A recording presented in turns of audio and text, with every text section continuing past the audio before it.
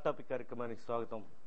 ఈరోజు రాష్ట్ర విభజన అంశానికి సంబంధించి న్యాయ కోవిధులతో అనేక సందేహాలను నివృత్తి చేసుకునే ఈ కార్యక్రమానికి విచ్చేసిన వక్తలను ఒకసారి పరిచయం చేస్తాం. ముప్పాళ్ళ సుబ్బారావు గారు రాష్ట్ర మన సీమాంధ్ర ప్రాంత న్యాయవాదుల జేఏసీ కో కన్వీనర్ గా వ్యవహరిస్తున్నారు. సీనియర్ న్యాయవాదులు మైలవరపు సాంబశివరావు గారు ఈ చర్చలో పాల్గొంటున్నారు. అదేవిధంగా చింతపెంట ప్రభాకర్ గారు, ఆయన కూడా సుపరిచిత వ్యక్తి, సీనియర్ న్యాయవాది.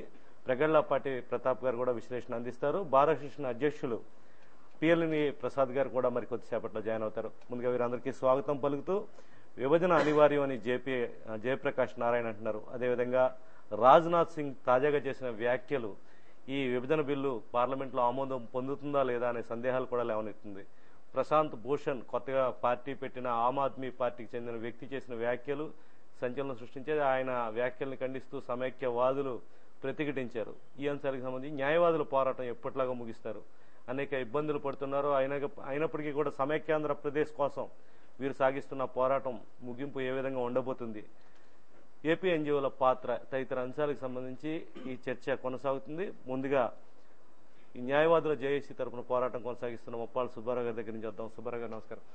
సుబ్బారావు గారు, ఇప్పుడు ఈ న్యాయవాదుల పోరాటం ఎప్పటిదాకా కొనసాగే అవకాశం ఉంది? ఈ కంటిన్యూషన్ అసలు మొత్తం స్ట్రీమ్ లైన్ లో ఉన్నది మీరు ఒక్కళ్ళే మిగిలారు. మొత్తం అందరూ మిగతా వాళ్ళందరూ కూడా విరమిస్తున్నారు. మళ్ళీ కొంత చేస్తున్నప్పటికీ కూడా ఉద్యమం వేడి చల్లారకుండా ముందుకు వెళ్తున్న పాత్రని ఎప్పుడో స్వతంత్ర పోరాటంలో న్యాయవాదులు చేసిన పోరాటంతో ఈ పోరాటం నిజంగా పోల్చొచ్చు. అంతకన్నా ఎక్కువగా కూడా శ్రమిస్తున్నారు సీమాంధ్ర ప్రాంత న్యాయవాదులు అంతా కూడా.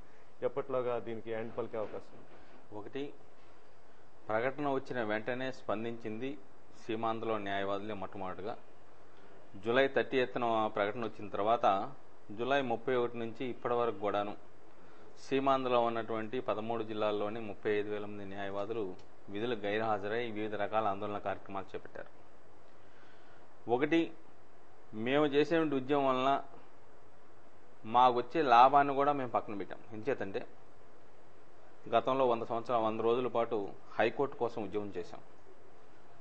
హైకోర్టు రాష్ట్ర విభజన జరిగితే హైకోర్టు వస్తుంది. అడ్వకేట్ జనరల్ ఇప్పుడు తెలంగాణ వ్యక్తి, మాకు అడ్వకేట్ జనరల్ వస్తారు. దాదాపుగా 75 నుంచి 80% సీమాంధ్ర ప్రాంతానికి చెందినటువంటి కేసులు ఈ రోజున హైకోర్టులో ఉన్నాయి. మన కేసులు మనం చేసుకుంటాం. లా ఆఫీసర్స్ హైకోర్టులో మన వాళ్ళు వస్తారు. అయినప్పటికీ ప్రజల యొక్క ఆలోచనల్ని, మనోభావాలని గౌరవించి ఆత్మగౌరవ పోరాటంలో న్యాయవాదులుగా మేము పాల్గొంటూ ఉన్నాం. అయితే దీనివల్ల జూనియర్ న్యాయవాదులు కానివ్వండి, సీనియర్ న్యాయవాదులు కూడా కొద్దిగా ఎక్కువ తక్కువ మొత్తంలో కానీ అనేకమైన ఆర్థిక ఇబ్బందులు ఎదుర్కొంటున్నప్పటికి కూడాను సమైక్యవాదం ఇది తాత్కాలికమైన ఇబ్బంది, రాబోయే ఇబ్బందులు పోల్చుకుంటే ఇది లెక్కలో లేనంత చిన్న విషయం అనే అభిప్రాయంతో ఉద్యమం చేస్తూ ఉన్నారు. అయితే దీంట్లో చాలా స్పష్టంగా ఇప్పుడు ఎన్జిఓలు వెళ్ళిపోవటం, వాళ్ళు రావటమే లేటుగా వచ్చారు, తర్వాత ముందుగానే వాళ్ళు ఉపసంహరించుకున్నారు. సరే, వాళ్ళ ఆర్థిక ఇబ్బందులు ఏమిటో అది వేరే విషయం. ఏదేమైనప్పటికీ ఇప్పటికి కూడా న్యాయవాదులుగా మేము కొనసాగిస్తూ ఉన్నాం. రెండోది, అసెంబ్లీలో జరిగే మొన్న ఆల్రెడీ గతంలో జరిగిన సమావేశంలో 23వ తేదీ వరకు అసెంబ్లీ సమావేశాలు ఉన్నాయి కాబట్టి అసెంబ్లీ సమావేశాల వరకు ఈ యొక్క ఉద్యమాన్ని కొనసాగించాలని చెప్పేసి తీర్మానం చేశాం. దాని మీదే వివిధ రిప్రజెంటేషన్లు గవర్నర్ కానివ్వండి, లేకుంటే ఫ్లోర్ లీడర్స్ కానివ్వండి, వివిధ రూపాల్లో రిప్రజెంటేషన్ ఇవ్వడం, న్యాయవాదులుగా మేము చేయవలసిన డ్యూటీని మేము సక్రమంగా చేసాం అన్ని ప్రాంతాల నుంచి. అయితే ఇప్పుడు జరగవలసింది ఏంటి, రేపు జరగబోయేది ఏంటి అనేది రేపు 23వ తారీఖున విజయవాడలో మళ్ళా ప్రత్యేకంగా సమావేశం జరుగుతోంది. సమావేశంలో తీర్మానం చేస్తాం. అయితే ఇక్కడ అసెంబ్లీ సమావేశాలకు జరిగే అంశాలు కానివ్వండి, లేకుంటే నిన్న మీరు చెప్పినట్టుగా ఆమ్ ఆద్మీ కానివ్వండి, బీజేపీ వాళ్ళు కానివ్వండి, లేకుంటే జయప్రకాష్ నారాయణ కానీ, వీళ్ళు చెప్పిన అంశాలలో బీజేపీ అధ్యక్షులు చెప్పిన దాంట్లో కానివ్వండి, లేకుంటే జయప్రకాష్ చెప్పిన దాంట్లో కానివ్వండి, జయప్రకాష్ చాలా స్పష్టంగా చెప్పాడు, మేము దీంట్లో ఈ బిల్లుకి వ్యతిరేకంగా నేను ఓటేస్తానని చెప్పాడు జయప్రకాష్. ఎందుకు చెప్పాడు? విభజనకు నేను అనుకూలమే, కానీ ఈ బిల్లు అసంపూర్తిగా ఉంది, రాజ్యాంగ విరుద్ధంగా ఉంది, కాబట్టి ఈ బిల్లులో అంశాలన్నీ కూడా న్యాయబద్ధంగా లేవు, కాబట్టి ఫెడరల్ స్ఫూర్తికి వ్యతిరేకంగా ఉన్నాయి, కాబట్టి అసంపూర్తిగా ఉంది, కాబట్టి దీనికి వ్యతిరేకంగా ఓటేస్తా అన్నాడు. రెండోది, రాజ్నాథ్ సింగ్ కూడా చెప్పింది కూడా చాలా స్పష్టంగా, మేము వచ్చినప్పుడు ఇస్తాము, చిన్న రాష్ట్రాలకు అనుకూలం అని చెప్పాడు తప్ప, రేపు ఆయన యొక్క పదాలు కనుక మనం డీప్ గా ఆలోచిస్తే రేపు పార్లమెంట్లో బిల్లు పెట్టినా బిల్లులో లోపాలు ఉన్నాయి కాబట్టి మేము వ్యతిరేకిస్తామనేటువంటి పరోక్ష మీనింగ్ వస్తూ ఉంది దాంట్లో. కాబట్టి ఒకటి స్పష్టం, ఇప్పటికీ అసెంబ్లీలో తీర్మానం వరకు మాత్రమే ఇప్పుడు పెడతా ఉన్నారు, వ్యూస్ ఎక్స్ప్రెస్ చేయటం అంతే. కానీ దీన్ని దురదృష్టం ఏంటంటే రాజకీయ పార్టీలు ఒకళ్ళ మీద ఒకళ్ళు దుమ్మెత్తి పోసుకోవడానికి ఉపయోగించుకుంటున్నారు అసెంబ్లీ వేదికలు. అంటే మీరు రేపటి విజయవాడ మీటింగ్ లో జరగబోయే కార్యాచరణ ఏంటి? ఇక సుదీర్ఘ పోరాటానికి చేసే ఓపిక సత్తా న్యాయవాద వర్గాల్లో ఉందంటారా, లేక కొంత తాత్కాలిక విరమణ ఇచ్చి ఎన్నికల తర్వాత మళ్ళీ పోరాటం చేస్తారు? ఒకటి 23 వరకు అయితే విధుల గైర్హాజరు జరుగుద్ది. సరే 25, 26 రిపబ్లిక్ డే కాబట్టి 27 నుంచి ఏం చేయాలనేది ఒక ప్రధానమైన, దీని మీద ప్రధానంగా ఇప్పటికే మేము ఒక నిర్ణయం అయితే చేసాం. డెఫినెట్గా ఈ అంశాల మీద సుప్రీంకోర్టులో ఛాలెంజ్ చేయాలనేది ఒకటి ప్రధానమైన అంశం. ఎందుకంటే దీంట్లో అనేకమైన కాన్స్టిట్యూషన్ సంబంధించిన అనేక అంశాలు ఉన్నాయి. దీంట్లో రీజన్స్ ఆబ్జెక్టివ్ లేకుండా ఏది కూడా చట్టంగా రూపొందించడం ఇప్పటివరకు జరగల చరిత్రలో. కానీ దీంట్లో అలాంటి లోపాలు పరిష్కారాలు లేనటువంటి వాతావరణ శాఖ ప్రకటన లాంటి బిల్లుని ఈ రోజున ప్రవేశపెట్టారు. అంటే తాత్కాలికంగా బ్రేక్ ఇచ్చే అవకాశం ఉందండి. తాత్కాలికంగా బ్రేక్ అనే కన్నా వివిధ జిల్లాల యొక్క అభిప్రాయాలను తీసుకున్న తర్వాత ఉద్యమ స్వరూపాన్ని మార్చాలా లేకుంటే ఉద్యమాన్ని ఈ విధంగానే కొనసాగించాలనేది రేపు 23వ తారీఖునైతే తెలుస్తుంది, నిర్ణయం తీసుకోవడం జరుగుతుంది. అందరి అభిప్రాయం. మళ్ళీ మీ దగ్గర ప్రభాకర్ గారు మీరు చెప్పండి. ఇప్పుడు జయప్రకాష్ నారాయణ లాంటి సీనియర్ వ్యక్తి, అంటే ఐఏఎస్ వర్గాల్లో మంచి విలువ ఉన్న వ్యక్తిగా, ఒక నిబద్ధతతో పార్టీ నడుపుతున్న వ్యక్తిగా ఆయన చేసిన వ్యాఖ్యలు అనివార్యం విభజన అంటున్నారు. ఎట్లా అనిపిస్తుంది? ఈ ప్రాంతంలో సమైక్యాంధ్ర పోరాటంలో మీరు కూడా చురుగ్గా పాల్గొన్నారు న్యాయవాద వర్గాల నుంచి, మీకు ఏమనిపిస్తుంది? ఆయన అంత ఇంటలెక్చువల్, విభజన అనివార్యం అని ఆయన చేసిన వ్యాఖ్యలను బట్టి ఇవాళ 2014 ఎన్నికల లోపు కాకపోతే తర్వాతైనా తప్పదు అనే వ్యాఖ్యలు ఎంతవరకు కరెక్ట్ అంటారు? అంటే ప్రస్తుతం ఈ రాజకీయ నాయకులు చేసే, అంటే జేపీని కూడా నేను ఒక రాజకీయ నాయకుడిగానే కన్సిడర్ చేసి నా అభిప్రాయం చెప్పడం జరుగుతుంది. ఎందుకంటే ఆయన ఇప్పుడు రాజకీయంలో ఉన్నారు కాబట్టి. ఆయన ఒక ఇంటలెక్చువల్ గా కాకుండా ఒక రాజకీయ నాయకుడిగా ఈ యొక్క సమస్య గురించి ఒక సంభాషించడం జరిగింది. సో ఒక రాజకీయ నాయకుడు ఇప్పుడు మాట్లాడే విధానాలు చూస్తే ప్రతి రాజకీయ నాయకులు కూడా వాళ్ళ యొక్క పార్టీ మనుగడ, ప్రజలలో వాళ్ళకి ఒక వృద్ధి అవడానికి వాళ్ళ ఓటు పర్సంటేజ్ దృష్టిలో పెట్టుకునే ప్రతి వాళ్ళు కూడా మాట్లాడడం జరుగుతుంది. సో వీళ్ళందరూ కూడా మనసులో ఉన్న మాట చెప్తున్నారని ఎవరు అనుకోవడానికి వీల్లేదు. సో నేను చెప్పేది జేపీ గారి మాట కూడా ఒక రాజకీయమైన ఆలోచనతోటే చేసిన మాట తప్ప అందులో కొద్దో గొప్ప మిగిలిన వాళ్ళకంటే కొంత ఇంటలెక్చువల్ బేస్ ఉంటే ఉండొచ్చు. కానీ ఆ మాటల యొక్క ఆంతర్యం మనం ఒక రాజకీయంగానే పరిగణించాలి. సో ప్రతి రాజకీయ పార్టీలాగే ఆ పార్టీ కూడా వారు ఇప్పుడు వచ్చిన ప్రాబ్లం ఏంటంటే ప్రతి వాళ్ళ మాటకి, రాజకీయ నాయకుడి మాటకి వాళ్ళ ముందు ఒక ఎలక్షన్ అనే ఒక హడ్డిల్ ఉంది. సో ప్రతి వాళ్ళు దానిని వలన ఆచి తూచి మాట్లాడడంలో ఇటువంటి విధానాలు వస్తున్నాయి తప్ప ఈ రాజకీయ నాయకులు మాట్లాడి ఏ మాటని మనం పెద్ద పరిగణలోకి తీసుకోవడానికి స్పష్టమైన విధానం ప్రతి పార్టీకి ఉండాలని వాదించే జేపీ ఈ వ్యాఖ్యలు చేయడం కూడా, ఎవరైనా సరే ఆయన కూడా ఒక రాజకీయ నాయకుడు, మిగిలిన వారికంట ఒక మేలైన ఆలోచన ఉన్న మనిషి తప్ప ఆయనకి ఒక రాజకీయమైన ఒక పగ్గం వెనకాల నుంచి లాగుతోంది కాబట్టి ఆయన ఆలోచనలు కూడా ఒక రాజకీయ నాయకుడు ఆలోచనలుగానే పరిగణిస్తున్నాం. దీన్ని ఎలక్షన్ తర్వాత వీళ్ళు ఇలాగే మాట్లాడతారా అన్నది కూడా ఒక సమస్య. ఇప్పుడు 23 తర్వాత సీఎం కొత్త పార్టీ పెడతారన్న వాదన ఎక్కువ ప్రచారం జరుగుతుంది. మీరేమని భావిస్తున్నారు? వాళ్ళు ఎందుకు పార్టీ పెట్టాల్సిన అవసరం? ఉన్న పార్టీలోనే వాళ్ళు సర్వేలు కాలేకపోయారు, పార్టీకి నచ్చజెప్పలేకపోయారన్న వాదన కూడా ప్రజల్లో ఉంది. ప్రస్తుతం రాష్ట్రంలో 18 ఏళ్లు నిండపని ఆ వయసు వచ్చిన ప్రతి మనిషి దగ్గర నుంచి ముసలివారి వరకు ఎవరిని అడిగినా ఈ రాజకీయ చదరంగం ఆడుతున్నది ప్రతి వారు ఆ చదరంగమే ఆడుతున్నారనే విషయం సుస్పష్టం, అందరికీ అర్థమైపోయింది. ప్రతి వాడికి ఒక దాంట్లో ఒక బెనిఫిట్ తోటే ప్రతి మాట, ప్రతి పార్టీ పెట్టినా, ఒక మాట మాట్లాడినా, ఒక డెసిషన్ తీసుకున్నా వాళ్ళ రాజకీయ లబ్ధి కోసం రేపు ఎలక్షన్లో జరిగిపోయే షార్ట్ టర్మ్ వాళ్ళ అడ్వాంటేజ్ కోసం మాట్లాడుతున్నది. ఈ పార్టీని కూడా మనం అలాగే పరిగణించాలి. ఇదేదో సమైక్యాంధ్ర ఉద్యమానికి ఊతం ఇచ్చేస్తుంది ఈ పార్టీ అని భావించడం కూడా మనం పొరపాటు చేస్తామేమో అని నా భావన. అది ఒక అవగాహన రాయిత్యం అనుకుంటాను. అది కూడా ఒక రాజకీయ చదరంగం ఎత్తుగడ. సో దాంట్లో 100% సమైక్యాంధ్ర వాళ్ళకేదో మిగిలిన వాళ్ళ మీద కొద్దిగా సమైక్యాంధ్ర మీద మమకారం ఉంటే ఉండొచ్చు, కానీ చివరి వరకు వాడు సమైక్యాంధ్ర నినాదంతో కట్టుబడి ఉంటారని నేనైతే అనుకోను. మళ్ళీ ఓటు అనేదాన్ని ఆ భారంతో అటు ఇటు వాళ్ళ ఆలోచనలు మారుతాయి. మీరు మంచి క్రికెటర్ కూడాను. ఇప్పుడు చివరి బంతి ఖచ్చితంగా ఏ విధంగా ఉండబోతుంది, చివరి బంతికి 6 కొడతారని చెప్పి లగడపాటి వాళ్ళు వ్యాఖ్యానం చేస్తూ ఉంటారు. ఆ చివరి బంతి ఏమై ఉంటుంది? ఆ ముఖ్యమంత్రి చేయబోయే చివరి బంతి పార్టీ పెట్టడమా, లేకపోతే ఇంకా ఏదైనా ఉందని భావిస్తున్నారు లోతు? నాకైతే ఇదంతా కూడా ఒక హైప్ క్రియేట్ చేయడం తప్పితేనండి. చేతన్ శర్మ ఆఖరి బాల్ వేస్తే ఫుల్ టాస్ 6 కొట్టారు దాన్ని. దట్ ఇస్ గోల్డెన్ హిట్ అంటారు, మెయిన్ డాడ్ కొట్టినప్పుడు ఆ 6ని. ఆ బాల్తో మొత్తం మరలా భారతదేశం క్రికెట్లో మరల పుంజుకోవడానికి 6 ఏళ్ళు పట్టింది ఒక షాట్కి, ఒక లూజ్ బాల్కి.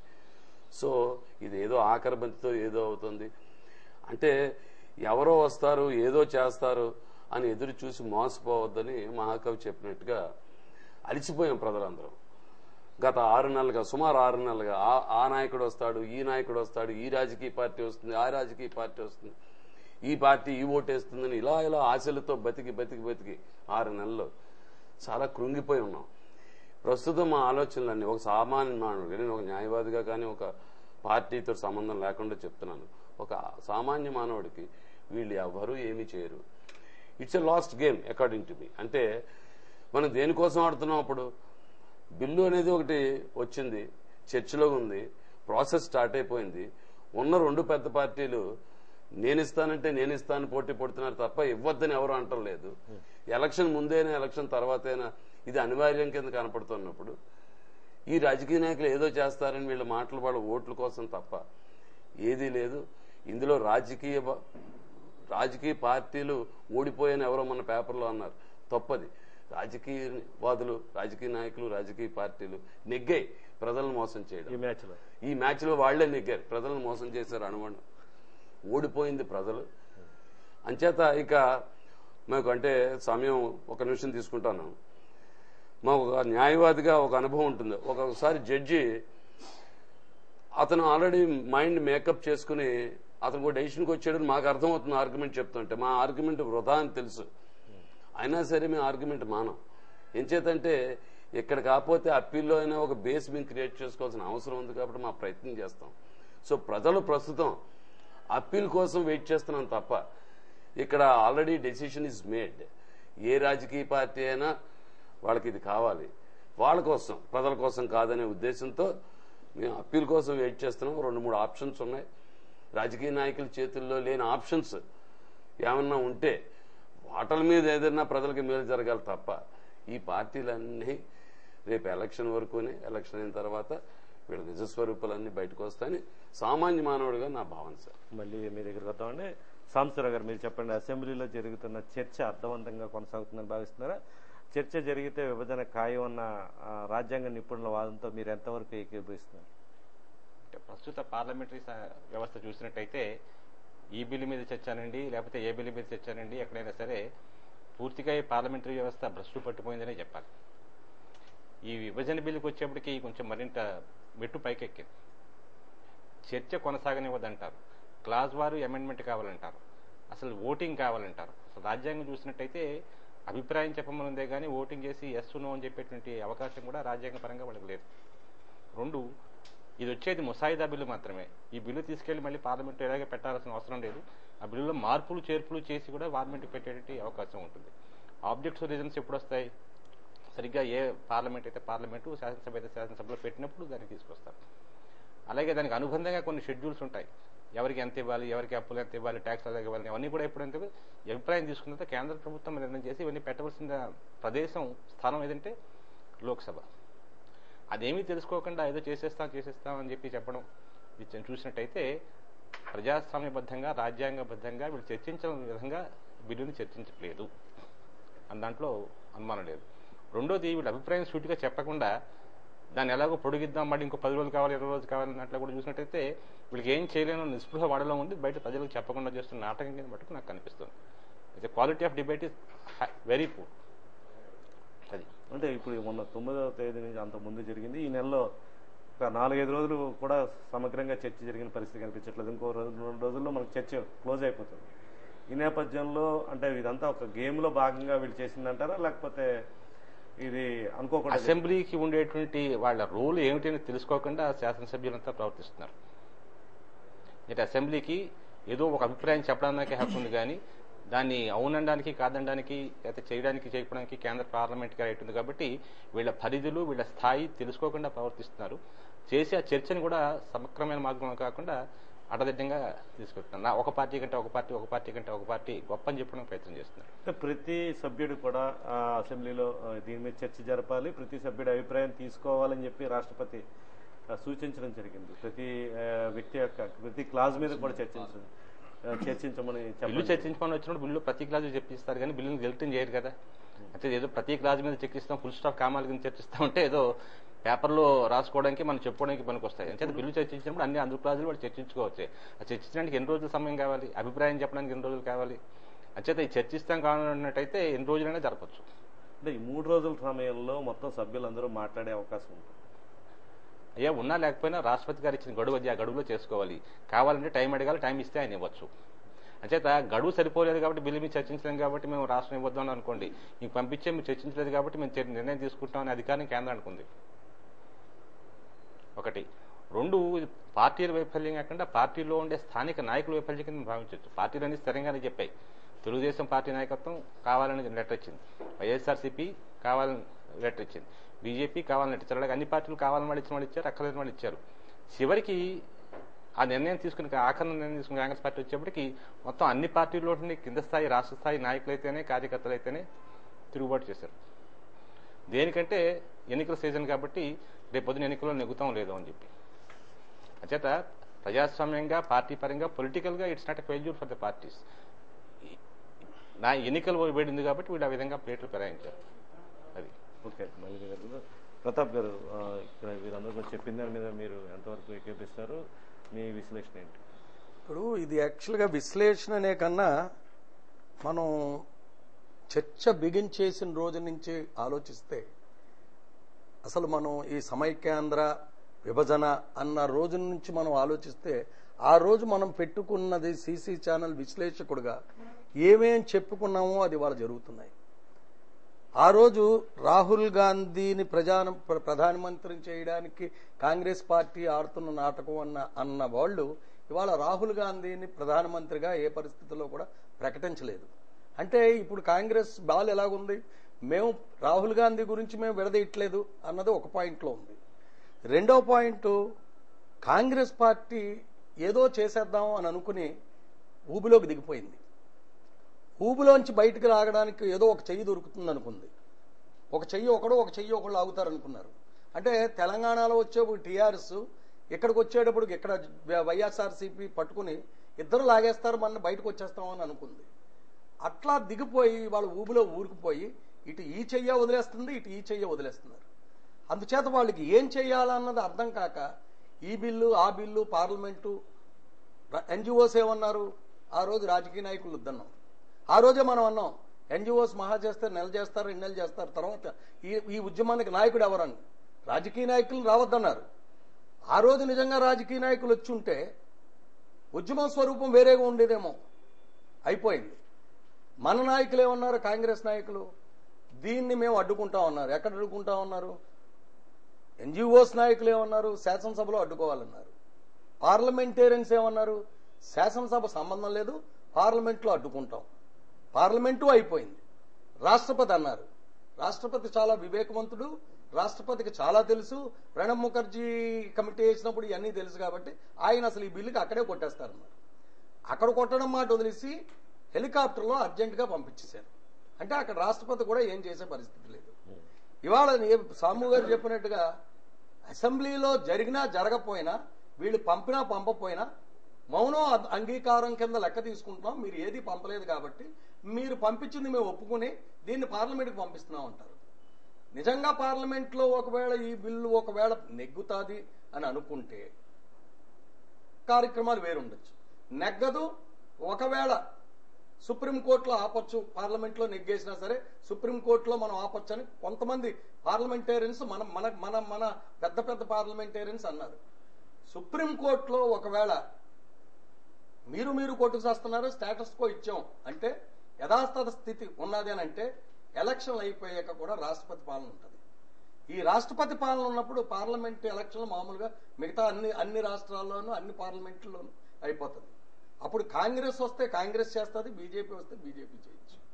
లేదు, న్యాయ విధులు అంతా ఉన్నారు కాబట్టి స్టేటస్ కో ఇవ్వడానికి వీలు లేదు, అలా చెయ్యదు సుప్రీంకోర్టు న్యాయమూర్తులందరూ, లేదు దీన్ని ఆపుతారు అనడానికి టైం లేదు. కారణం ఏంటంటే పార్లమెంట్ వచ్చేసేది మాక్సిమం మహా అయితే 15 రోజులు పార్లమెంట్ జరుగుతుంది. అంటే ప్రత్యేక పార్లమెంటు సెషన్స్ చేసి ఈ తెలంగాణ బిల్లును పెట్టి ఆమోద ముద్ర వేయించుకున్నప్పటికీ ఇది జరుగుద్ది, లేకపోతే జరగదు. ఒకవేళ ఇది జరగకపోతే దీనికి మళ్ళీ 2 కారణాలు ఉన్నాయి. జరిగితే మళ్ళీ ఇక్కడ కాంగ్రెస్ పార్టీకి నష్టం. కారణం ఏంటంటే నిజంగా సమైక్యం అన్నది కాంగ్రెస్ పార్టీ విడగొట్టేస్తే ఇక్కడ సమన్యాయం అన్న తెలుగుదేశానికి మెజార్టీ అయిపోతుంది. ప్రజలు అప్పుడు సమైక్యం నుంచి ఎప్పుడైతే విడగొట్టేశారో ఆంధ్రప్రదేశ్ని ఎవరు డెవలప్ చేస్తారు, ఎవరు బాగా చూస్తారని ఆలోచిస్తే మళ్ళీ తెలుగుదేశాన్ని పార్టీకి వేస్తారేమోనని చెప్పి అదొక భయం పట్టుకుంది. ఒకవేళ నిజంగా టీఆర్ఎస్ కలిసిపోతుంది అని అనుకుంటే, టీఆర్ఎస్ ఒకవేళ నిజంగా కలిసిపోతే టీఆర్ఎస్ వాళ్ళు ఏమంటారు, రేపొద్దున మేము తెలంగాణ ఇచ్చేస్తే తెలంగాణ మేమే ఎన్నుకుంటాం, మేమే దాన్ని తెలంగాణను పాలిస్తాం అంటున్నారు. అంటే టీఆర్ఎస్ అసెంబ్లీ టీఆర్ఎస్కి ఇచ్చి పార్లమెంట్ కాంగ్రెస్కి ఇస్తారా టీఆర్ఎస్ వాళ్ళు? ఎవ్వరు. అందుచేత ఇదంతా కూడా గందరగోళం, కకావికలు చేసి రాష్ట్రాన్ని మన్ని, అటు తెలంగాణ వాదుల్ని మన్ని సర్వనాశనం చేశారు. ఎప్పటి నుంచో అనుకుంటున్న చాలా పెద్ద నాయకుడు జేపీ గారు, చాలా పెద్ద నాయకుడు, ఆయనంత రాజకీయవేత్త లేదు అని అన్న మనిషి నిన్న మొన్నటిదాకా దీనికి న్యాయం చెప్పేస్తాను, దీనికి చెప్పేస్తానన్న మనిషి నిన్న అసెంబ్లీలో ఆయన మాట్లాడిన మాట చాలా సిగ్గుచేటు. కారణం ఏంటంటే ఒకేపు పివి నరసింహారావు తెలుగువాడు, పివి నరసింహారావుని ఎవరు కూడా గుర్తించలేదు. మన ఆంధ్రప్రదేశ్లో పివి నరసింహారావుని ఎవరు గుర్తించలేదు. బయట ప్రజలు, బయట ప్రపంచం అంతా గుర్తించింది, మన తెలుగు వాళ్ళని గౌరవించుకోలేదు అన్న పెద్ద మనిషి. మన చేతులన్నీ కూడా ఢిల్లీ చేతుల్లో ఉన్నాయి అన్న పెద్ద మనుషులు ఇవాళ కేజ్రీవాల్ దగ్గరికి వెళ్లాల్సిన అవసరం ఏముంది ఆయనకి? అంటే అది ఢిల్లీలో లేదా? ఆమ్ ఆద్మీ పార్టీ ఢిల్లీ కాదా? ఢిల్లీ పార్టీకి ఎందుకు వెళ్ళారు ఈయన?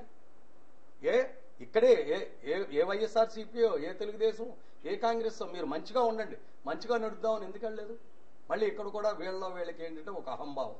నేను చంద్రబాబు నాయుడు దగ్గరికి వెళ్ళడం ఏంటి, చంద్రబాబు నాయుడు నన్ను వెళ్ళడం ఏంటి, లేకపోతే నేను కాంగ్రెస్కి వెళ్ళడం ఏంటి? సో ఇదంతా కూడా పెద్ద డ్రామా. అసలు వీళ్ళందరికన్నా పెద్ద రాజకీయ నాయకుడు ఎవడంటే కేజ్రీవాల్. రాజకీయ చతురత కలిగిన నాయకుడు. కారణం చెప్తాను మీకు. ఇవాళ కేజ్రీవాల్ ఎవరి మీద పోరాటం చేశాడు? కాంగ్రెస్ మీద పోరాటం చేసి వాళ్ళ దగ్గర నుంచి తీసుకుని ప్రభుత్వాన్ని ఢిల్లీలో నిలబెట్టాడు.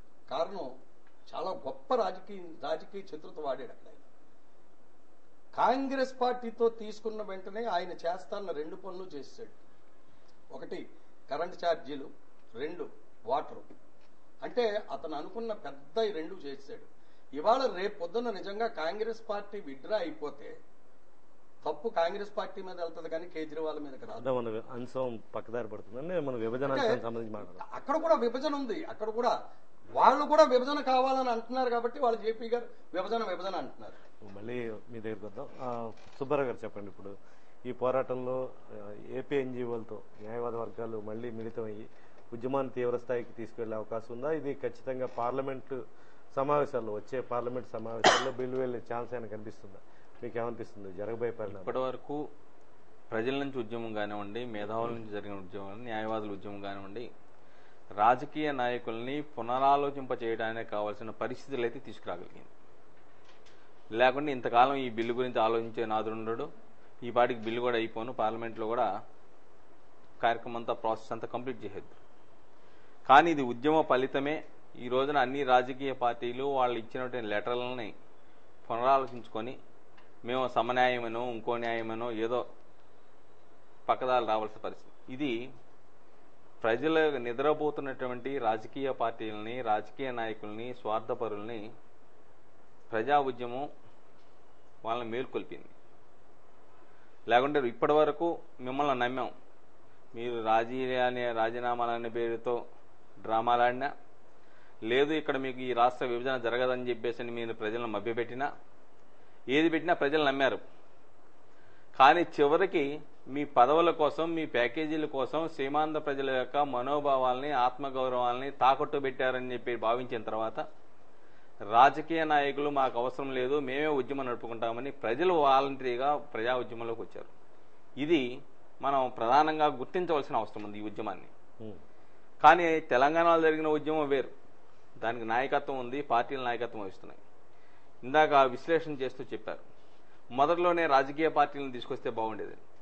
అసలు రాజకీయ పార్టీలే మమ్మల్ని 2009 నుంచి ముంచాయని ప్రజలు భావిస్తా ఉన్నప్పుడు రాజకీయ పార్టీలు మీరు వచ్చి మాకు నాయకత్వం వహించాలనే పరిస్థితి ఉత్పన్నం కాదు. అసలు వాళ్ళలో మార్పు తీసుకురావాలి. వాళ్ళ రాజకీయ స్వలాభం కోసమో, రాజకీయ స్వార్థం కోసమో, లేకుంటే వివిధ అంశాల కోసమో వీళ్ళకి ఇక్కడి నుంచి వెళ్ళిపోయి ఇక్కడ మనం గెలిపించేసి మా యొక్క వాణిని పార్లమెంట్లోనో చట్టసభలోనో నియమించాలని చెప్పినప్పుడు వీళ్ళు ఆ విధంగా చేయకుండా అక్కడ దాసోహమై నీ బాంచందరా అని చెప్పేసి కాళ్ళు ముట్టుకునే పరిస్థితి ఉన్నప్పుడు వాళ్ళని ప్రజలు నమ్మలా. కాబట్టి అందుకే మీరు దూరంగా ఉండండి, మీలో మార్పు వచ్చినప్పుడు చూద్దామని దూరంగా పెట్టాడు. అందువలన ఇప్పటికి పార్టీలు ఈ విధంగా ఆలోచించడానికి అవకాశం ఏర్పడింది. ఇప్పటికి కూడా అసెంబ్లీలో రాజకీయ పార్టీలు డ్రామాలు ఆడుతూ ఉన్నాయి. వాళ్ళు అసలు అసెంబ్లీలో తీర్మానం చేస్తారు, ఈ బిల్లుని మేము టోటల్గా వ్యతిరేకిస్తున్నామని చేస్తారు. ప్రాసెస్ ఆగుద్దా? రాజ్యాంగపరమైన ప్రాసెస్ తీర్మానం చేసేంత మాత్రం ఆగే అవకాశం లేదు. కాకపోతే ఒకదానికి ఉపయోగపడుద్ది తీర్మానం. మిగతా పార్లమెంట్లో ఉండే ఫ్లోర్ లీడర్లకి అయ్యా మేము ఇలా తీర్మానం చేసినా మా ప్రజల యొక్క భావాలను కాదని చేస్తామన్నారు కాబట్టి మీరు కొద్దిగా బిల్లుని వ్యతిరేకించండి బాబు అని చెప్పుకోవడానికి ఉపయోగపడుద్ది. లేకపోతే సుప్రీంకోర్టుకి వెళ్ళినప్పుడు ఈ ఫెడరల్ స్ఫూర్తికి వ్యతిరేకంగా, ప్రజల యొక్క అభిప్రాయానికి వ్యతిరేకంగా ఇలా చేస్తున్నారని మిగతా అంశాలతో పాటు ఇది ఒక అంశంగా చెప్పుకోవడానికి ఉపయోగపడుతుంది. ఇక్కడ ఎన్ని గగ్గోలు పెట్టినా ఇంకో పార్టీ మీద దుమ్మేసి మాకు లబ్ధి కావాలని రాజకీయ లబ్ధి కోసం ఎంత ప్రయత్నం చేసినప్పటికి కూడాను ఇది ఒక డ్రామాగా మనం గుర్తించాలి. అసెంబ్లీలో జరిగేవంటి ఈ చర్చలన్నీ కూడా ఒక డ్రామా. వీళ్ళు ఒకవేళ మేము 23వ తారీఖులోపు ఏమన్నా అనుకోండి, ఆల్రెడీ 2009లో చెప్పినటువంటి సుప్రీంకోర్టు జడ్జిమెంట్ కానివ్వండి, 1960లో చెప్పిన సుప్రీంకోర్టు జడ్జిమెంట్ చాలా స్పష్టంగా చెప్పింది. అసెంబ్లీలో చేసిన తీర్మానాల యొక్క వ్యూస్ ని పరిగణలో తీసుకోవచ్చు, తీసుకోకపోవచ్చు. ఇది మ్యాండేటరీ కాదు. అంటే డిస్క్రిషనరీ పవర్ పార్లమెంట్కు ఉంది. కాబట్టి ప్రధానంగా కేంద్రీకరించవలసింది పార్లమెంట్లో ఉండే ఫ్లోర్ లీడర్లు ఈ బిల్లును వ్యతిరేకించే విధంగా చేసుకోవాల్సిన అవసరం ఉంది, ఈ పార్టీలన్నీ కూడా. కానీ ఇక్కడ గగ్గోలు పెడితే ఇది ఆగేది. ఇంకోటి ఏంటంటే దీంట్లో ప్రీవియస్గా జరిగిన అంశాలను కూడా వీళ్ళు పార్లమెంట్ దృష్టికి ఈ బిల్లుల ద్వారా తమ అభిప్రాయాన్ని తెలియజేయవలసిన అవసరం. సుబ్బారావు, ఇప్పుడు రాజ్నాథ్ సింగ్ చేసిన తాజా వ్యాఖ్యలు ఖచ్చితంగా ఈ బిల్లుని రిజెక్ట్ చేసే పరిస్థితి కనిపిస్తుంది. అయితే ఆయన మళ్ళీ మేము కొత్తగా బిల్లు ప్రవేశపెడతాం, మా పార్టీ అధికారంలోకి వచ్చాక విభజన చేస్తాం అంటారు. అంటే ప్రతి పార్టీ కూడా వాళ్ళు చేసినప్పుడు కాంగ్రెస్ రేపు పొద్దున అపోజ్ చేయొచ్చు ఈ బిల్లు లోపాలను రాజకీయ లబ్ధి కోసం. ఇట్లా అంటే తెలుగు జాతి చాలా రకాల ఇబ్బందులు కొన్ని సంవత్సరాలు ఇంకా పడే అవకాశాలు కనిపిస్తున్నాయంటారు. ఈ రెండు జాతీయ పార్టీలు ఇలా ప్రజలతో ఆడుకోవడం ఎంతవరకు కరెక్ట్? ఆల్రెడీ గతంలో కూడా లల్లూ ప్రసాద్ యాదవ్ జార్ఖండ్ను విడదీసేటప్పుడు నా శవాల మీద నుంచి విభజన జరగాలి తప్ప అలాంటి లేదని చెప్పాడు. కానీ గతంలో ఉన్నటువంటి ఆనాటి బీజేపీ ప్రభుత్వం, సంకీర్ణ ప్రభుత్వం ఆ 3 రాష్ట్రాలను కూడా అన్ని ప్రాంతాల యొక్క అభిప్రాయాలను పరిగణలో తీసుకుంది. ఎవరికి నొప్పించకుండా శాసనసభ తీర్మానాలు జరిగిన అనంతరం మాత్రమే అక్కడ చర్యలు చేపట్టారు. చేపట్టిన తర్వాత ఇప్పుడు పరిస్థితి మనకు చాలా స్పష్టంగా కనబడుతుంది. ఇప్పుడు ఉత్తరాఖండ్లో రాజధాని కూడా 13 సంవత్సరాలు అయిపోయినా కట్టుకోలేని దీన పరిస్థితులు ఈ రోజున ఉంది. వాళ్ళు 10,000 కోట్ల రూపాయలు అడిగితే ఇప్పటికే 400 కోట్ల రూపాయలు ఇచ్చారు. సంక్షేమ పథకాలు అమలు చేయని పరిస్థితి, రోడ్లు దీన స్థితిలో, ఈవెన్ మినిస్టర్లకి, అసెంబ్లీ శాసనసభ్యులకు కూడా క్వార్టర్స్ కూడా లేని పరిస్థితి, దీనా పరిస్థితిలో మనం స్పష్టంగా 13 సంవత్సరాల తర్వాత ఇంకా చూస్తా ఉన్నాం. బతుకుతున్నారు. రేపు నాడు ఆ పరిస్థితి లేకపోతే మన పరిస్థితి ఏంటి? అసలు నువ్వు ఇప్పుడు ఉన్నటువంటి ఉదాహరణకి ఏమి హైదరాబాద్ ఏమి అభివృద్ధి జరగలేదని చెప్తున్నారు. మనకి చాలా స్పష్టంగా ఇంటర్నేషనల్ ఎయిర్పోర్టు ఎవరు సొమ్ముతో కట్టారు?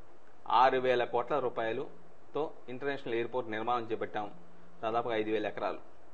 రెండోది మెట్రో చూస్తే 15,000 కోట్ల రూపాయలతో కన్స్ట్రక్ట్ చేశాం. అలానే ఔటర్ రింగ్ రోడ్డుకు వచ్చేటప్పటికి 7,000 కోట్లు. పీవీ ఎక్స్ప్రెస్ రహదారి 630 కోట్ల రూపాయలతో కట్టాం. ఈ సొమ్మంతా ఎవరిది? ఈ రాష్ట్ర అభివృద్ధి కోసం కేంద్రం నుంచో మన రాష్ట్ర అభివృద్ధి నుంచో వచ్చిన సొమ్మునే ఈ రోజు ఇలాగ అనేక సంక్షేమ పథకాల మీద హైదరాబాద్లో మనం పెట్టాం. ఇవన్నీ మళ్ళా నిర్మాణం చేసుకోవాలంటే ఇలాంటివి ఇది 50-60 సంవత్సరాలైనా సాధ్యం అవుద్దా అనేది ఒకటి ప్రశ్న చాలా స్పష్టంగా కలముందు. అంటే విభజన వల్ల జరిగే నష్టాలని ఖచ్చితంగా బీజేపీ ఆల్రెడీ చవిచూసింది. అలాంటప్పుడు మళ్ళీ బీజేపీ మేము వచ్చిన తర్వాత బిల్లు ప్రవేశపెడతామని ఎలా చెప్పండి? ఒకటి, బీజేపీ కానీ కాంగ్రెస్ కానీ వాళ్ళ ప్రధాన లక్ష్యం ఏంటంటే ఒక లక్ష్యం ఉంది. వాళ్ళు సొంతంగా ఏ పార్టీ కూడా కేంద్రంలో ప్రభుత్వాన్ని స్థాపించే పరిస్థితి ప్రస్తుత పరిస్థితిలో లేదు, రాబోదు కూడా. ఏదైనా సంకీర్ణ ప్రభుత్వాలే ఈ రోజున దేశాన్ని పాలించాల్సిన పరిస్థితి. అలాంటప్పుడు చిన్న రాష్ట్రాలు కనుక విడగొట్టేస్తే, వాళ్ళకి ఎగ్జిస్టెన్స్ పవర్ కనుక లేకపోతే, ఆర్థిక సంక్షోభంలో కనుక ఉంటే, కేంద్రంలో ఉన్న ప్రభుత్వం మీద ఆధారపడి వాళ్ళకి తలూకి జీవించాల్సిన పరిస్థితి ఉత్పన్నమవుతుంది. ఈ రెండు పార్టీలు కూడా ఎత్తుగడలో చిన్న రాష్ట్రాల గురించి మాట్లాడడానికి అదే ప్రధానమైన లక్ష్యంగా కనబడతా ఉంది. ఇప్పుడు జమ్మూ కాశ్మీర్ది కూడా అదే పరిస్థితి కదా. ఏ గవర్నమెంట్ వస్తే ఆ గవర్నమెంట్కి సలాం కొట్టేసి తలొగ్గుండాల్సిన పరిస్థితి. రేపు ఈ రాష్ట్రం విడిపోయినా తెలంగాణ వాళ్ళు తలొగ్గుండాల్సిందే, లేదంటే సీమాంధ్రకు సంబంధించిన మనం కూడా ఎవరు కేంద్రంలో అధికారంలోకి వస్తే బాబు మీ దయాదాక్షిణ్యాల మీద కొద్దిగా ఆర్థిక సాయం చేయండి బాబు అని అడుక్కోవాల్సిందే. కాబట్టి రాష్ట్ర అభివృద్ధి, నీటి సమస్య, ఇప్పుడు తాగునీరు సాగునీరు సమస్య చాలా తీవ్రమైన సమస్య రాబోతా ఉంది. అవి పెద్ద యుద్ధాల కింద మారే పరిస్థితి అంతర్జాతీయంగా కూడా అంచనాలు చెప్తా ఉన్నారు నిపుణులు. ఇటువంటి పరిస్థితుల్లో ఈ సమస్యలన్నీ పరిష్కారాలు చూపించకుండా ఎక్కడా కూడా ఆయన ఇచ్చినటువంటి బిల్లులో ఎక్కడా కానీ ఆర్థికపరమైన మేము కేంద్రం నుంచి ఈ విధంగా ఆర్థిక సహకారం ఉన్నాయి, ఇన్ని అప్పులు ఉన్నాయి, ఇన్ని ఈ రోజున వాళ్ళు చెప్తా ఉన్నారు, లెక్కలు చెప్తా ఉన్నాయి, 1,80,000 కోట్ల రూపాయలు మామూలు అప్పులు ఉన్నాయి. ఇవన్నీ కూడా ముఖ్యమంత్రి ప్రస్తావించడం జరిగింది. ఎందుకు ఆయన ఆ గేమ్ స్టార్ట్ చేశారు అంటే ఆయన చేయాల్సిన పని ఏంటి, అసలు చేసింది ఏంటి? ఇప్పుడు ముఖ్యమంత్రి మాట కానీ లేకుంటే అధికార పార్టీలో ఉన్న కాంగ్రెస్ పార్టీ మాట కానీ ఇనే పరిస్థితులు అక్కడ లేరు. అసలు మీటింగ్లకే హాజరవ్వద్దని చెప్పేసి పాసులు కూడా ఏమైనా పరిస్థితుల్లో ఉంటే అంటే సీఎం వాదన ఏ విధంగా అర్థం చేసుకోవాలి మనం? ఇది సీఎం మొదటి నుంచి కూడా విభజన జరిగిన తర్వాత 10 రోజుల తర్వాత బయటకు వచ్చి ఆయన ఆ రోజు నుంచి కూడా ఈ సమైక్య స్టాండ్ తీసుకుని సమైక్య ఛాంపియన్ గా ఆయన అవతరించడానికి ప్రయత్నించారు. ఇదంతా రాజకీయ ఎత్తుగడలో భాగం. ఇది నేను అసెంబ్లీలో ఆఫ్ చేస్తాను, బిల్లును మాఫీ చేసేస్తాను, బిల్లు నెల్లకుండా చేస్తాను, ఇవన్నీ కూడా ప్రజలను మభ్యపెట్టడానికి కావాల్సిన ప్రయత్నమే తప్ప అసెంబ్లీలో ఒరిగేదైతే సుప్రీంకోర్టు ఇచ్చిన అనేక తీర్పుల ప్రకారం ఏం లేదు. ఒకటి దీనికి పరిష్కార మార్గం, పార్లమెంటులో వివిధ ఫ్లోర్ లీడర్లు ఆల్రెడీ అనేక పార్టీలు ఇప్పటికీ చిన్న రాష్ట్రాలకు వ్యతిరేకంగా ఉన్నాయి. సమాజ్వాదీ పార్టీ లాంటివి కానివ్వండి, అనేక పార్టీలు చిన్న రాష్ట్రాలకు వ్యతిరేకంగా ఉన్నాయి. ఈ వ్యతిరేకంగా ఉన్నటువంటి వాళ్ళని ఉపయోగించుకోవాలి. లేదనుకుంటే చివరి పరిష్కార మార్గం న్యాయస్థానమే. దీనికి ఆల్రెడీ సుప్రీంకోర్టులో గతంలో వేసినటువంటి 7 పిటిషన్లు కూడా డిస్మిస్ చేయాల, క్లోజ్ చేశారు. అంటే మీ అంశాలు బాగానే ఉన్నాయి, ప్రాసెస్ ఇల్లీగల్ గా జరిగిందని చెప్పేసి పరోక్షంగా అంగీకరించిన భావజాలంతోనే వాటిని పెట్టి తర్వాత సమయం వచ్చినప్పుడు మీ పిటిషన్ల వాదనలు వింటామని చెప్పారు. కాబట్టి ఇక్కడ రాజకీయ పార్టీలు ఈ పార్టీ ఆ పార్టీ అనేం కాదు, అందరూ కూడా ప్రజలను ఇంకా మభ్యపెట్టాలనే ప్రయత్నం చేస్తా ఉన్నారు. ప్రజలు ఆల్రెడీ తెలిసేసుకున్న తర్వాత ఇప్పుడు వాళ్ళు ఎంత మభ్యపెట్టాలన్నా కానీ ప్రజలు నమ్మే పరిస్థితులు లేదు రాజకీయ నాయకుల్ని. కాబట్టి రాజకీయ నాయకులు ఎంతవరకు వస్తారో రేపు రాబోయే ఇంకా 6 నెలల్లో వస్తూ ఉంది. ప్రజలు నిర్ణయం చేసే శక్తులుగా ఈ రోజున వస్తూ ఉన్నారు. ప్రజల ముందుకు ఏమొస్తారు? అసలు సమైక్యవాదంతో ముందుకెళ్లిన ఉద్యమకారుల్ని బట్టలు పిడిచి కొడతారా, లేకుంటే మీ అంతు చూస్తామంటారా, లేకుంటే వాళ్ళ మీద దాడులు చేస్తారా? వీళ్ళందరూ కూడా ఇలా చెప్పిన వాళ్ళు, ఇలా ప్రకటించిన వాళ్ళు, ఇలా వాదించిన వాళ్ళు రేపు ప్రజల్లోకి ఏ విధంగా వచ్చేసి మీ ఓట్లు ఏమని అడుగుతారో కూడా వాళ్ళకు కూడా అగ్ని పరీక్ష రాబోయే రోజుల్లో. మళ్ళీ మీ దగ్గరకు వద్దాం. ప్రభాకర్ గారు, ఒక చిన్న సమస్య, మీరు ఫర్దర్ డిస్కషన్ లోకి వెళ్ళేటప్పుడు ఇది మొట్టమొదట మన సుబ్బారావు చెప్పినట్టు ప్రజల సమస్యగా బయలుదేరింది. ఇది ఉవ్వెత్తున ఉద్యమం లేచింది. న్యాయవాదులు, డాక్టర్లు, టీచర్లు అందరూ ఇందులో నడిచారు. ప్రతాప్ గారు చెప్తూ కాంగ్రెస్ పార్టీ ఊబిలో పడింది ఇది అది అన్నారు. కాంగ్రెస్ పార్టీకి ఉన్న ఏకైక బలం ఏంటంటే ఊబిలో కూడా ఈదగలదు. వాళ్ళు గొప్ప చతురత ఉంది వాళ్ళకి. వాళ్ళు ఏం చేసి నేను కాంగ్రెస్ పార్టీ కాదు, నేను కాంగ్రెస్ పార్టీని పొగడట్లేదు, దీన్ని నిందాస్తుతి.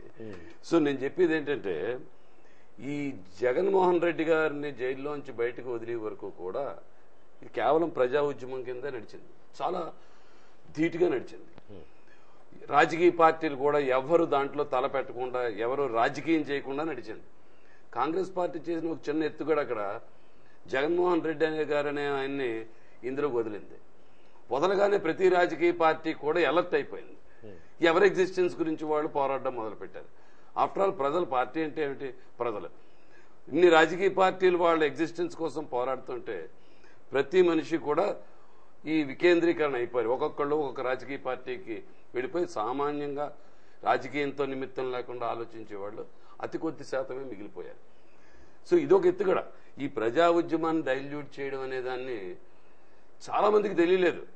రాజకీయ నాయకులు వచ్చి అల్లుకుపోయారు దీంట్లో. ప్రజా ఉద్యమం అంతా చల్లారిపోయింది. ఎక్కడో న్యాయవాదులు మాలాంటి వాళ్ళం ఇంకా ఇందులో ఉద్యమంలో మిగిలిపోయాం. ఆనరబుల్ ఎగ్జిట్ లేక ఉండిపోయాము అని కూడా ప్రజలు కొంతమంది మమ్మల్ని అడుగుతున్నారు. మేము చేస్తున్నది పెద్ద ప్రజలకి గవర్నమెంట్ మీద ఏదో ఇంపాక్ట్ ఉంటుంది, ప్రజానాయకుల మీద ఇంపాక్ట్ ఉంటుందని కూడా నేను నమ్మట్లేదు, విశ్వసించట్లేదు. కానీ మాకు ఇంకా చావక మేము ఉద్యమం కంటిన్యూ చేస్తున్నాం. నేను చెప్పేది ఏంటంటే, ఇప్పుడు సుబ్బారావు గారు, ప్రతాప్ గారు మన అనాలిసిస్ చేయడం, సీమాంధ్ర అయితే ఏమవుతుంది, విభజన అయితే ఏమవుతుంది, ఇవన్నీ అందరికీ తెలుసు. ప్రతి మానవుడికి తెలుసు, ఇంక్లూడింగ్ రాజకీయ నాయకుడు. ప్రతి వాళ్ళు ఏదో మాట్లాడుతున్నారు. ఎంతవరకు మన మైండ్ నుంచి చూజ్ చేశారంటే, ఇప్పుడు రాజకీయ నాయకులు, పార్టీలు మనం విషయం ఎత్తుకుంటే ఇందులో రాజకీయ ఎత్తుగుళ్ళ గురించే మాట్లాడుతున్నాం మనం. అంటే ప్రతిదీ రాజకీయంలోకి తీసుకొచ్చేశారు. మన ఆలోచన కూడా దానికి ట్యూన్ చేశారు. బీజేపీ ఎందుకు ఓట్ చేయదు, కాంగ్రెస్ ఏం చేస్తుంది, కేజ్రీవాల్ ఏంటి, జేపీ ఏంటి, ఇదే మాట్లాడుకోవడంలోకి వచ్చేసాం అందరం. అంటే ఈ కాంగ్రెస్ పార్టీ ఎత్తుగడలో ఇదో భాగం. మామూలు మనిషి యొక్క ఓపెన్ మైండ్, వాడి యొక్క నిస్వార్థమైన దీని మీద ఒక పోరాటం, వీటిలన్నింటినీ చెదరగొట్టేసింది. ఆల్రెడీ ఊబిలో ఈత కొట్టేస్తుంది. ఆ ఈత కొడుతోంది ఊబిలో. మనం డైల్యూట్ చేసేసి మన అభిప్రాయాలకు తావులేని పరిస్థితుల్లో మనం ఉన్నాం. ప్రజలు ఎంత ఉద్యమం చేసినా, ఇందాక నేను చెప్పినట్టు we're playing a lost game, already we lost. ప్రజల వల్ల ఏమీ జరగదు, రాజకీయ పార్టీ వల్ల జరగాలి.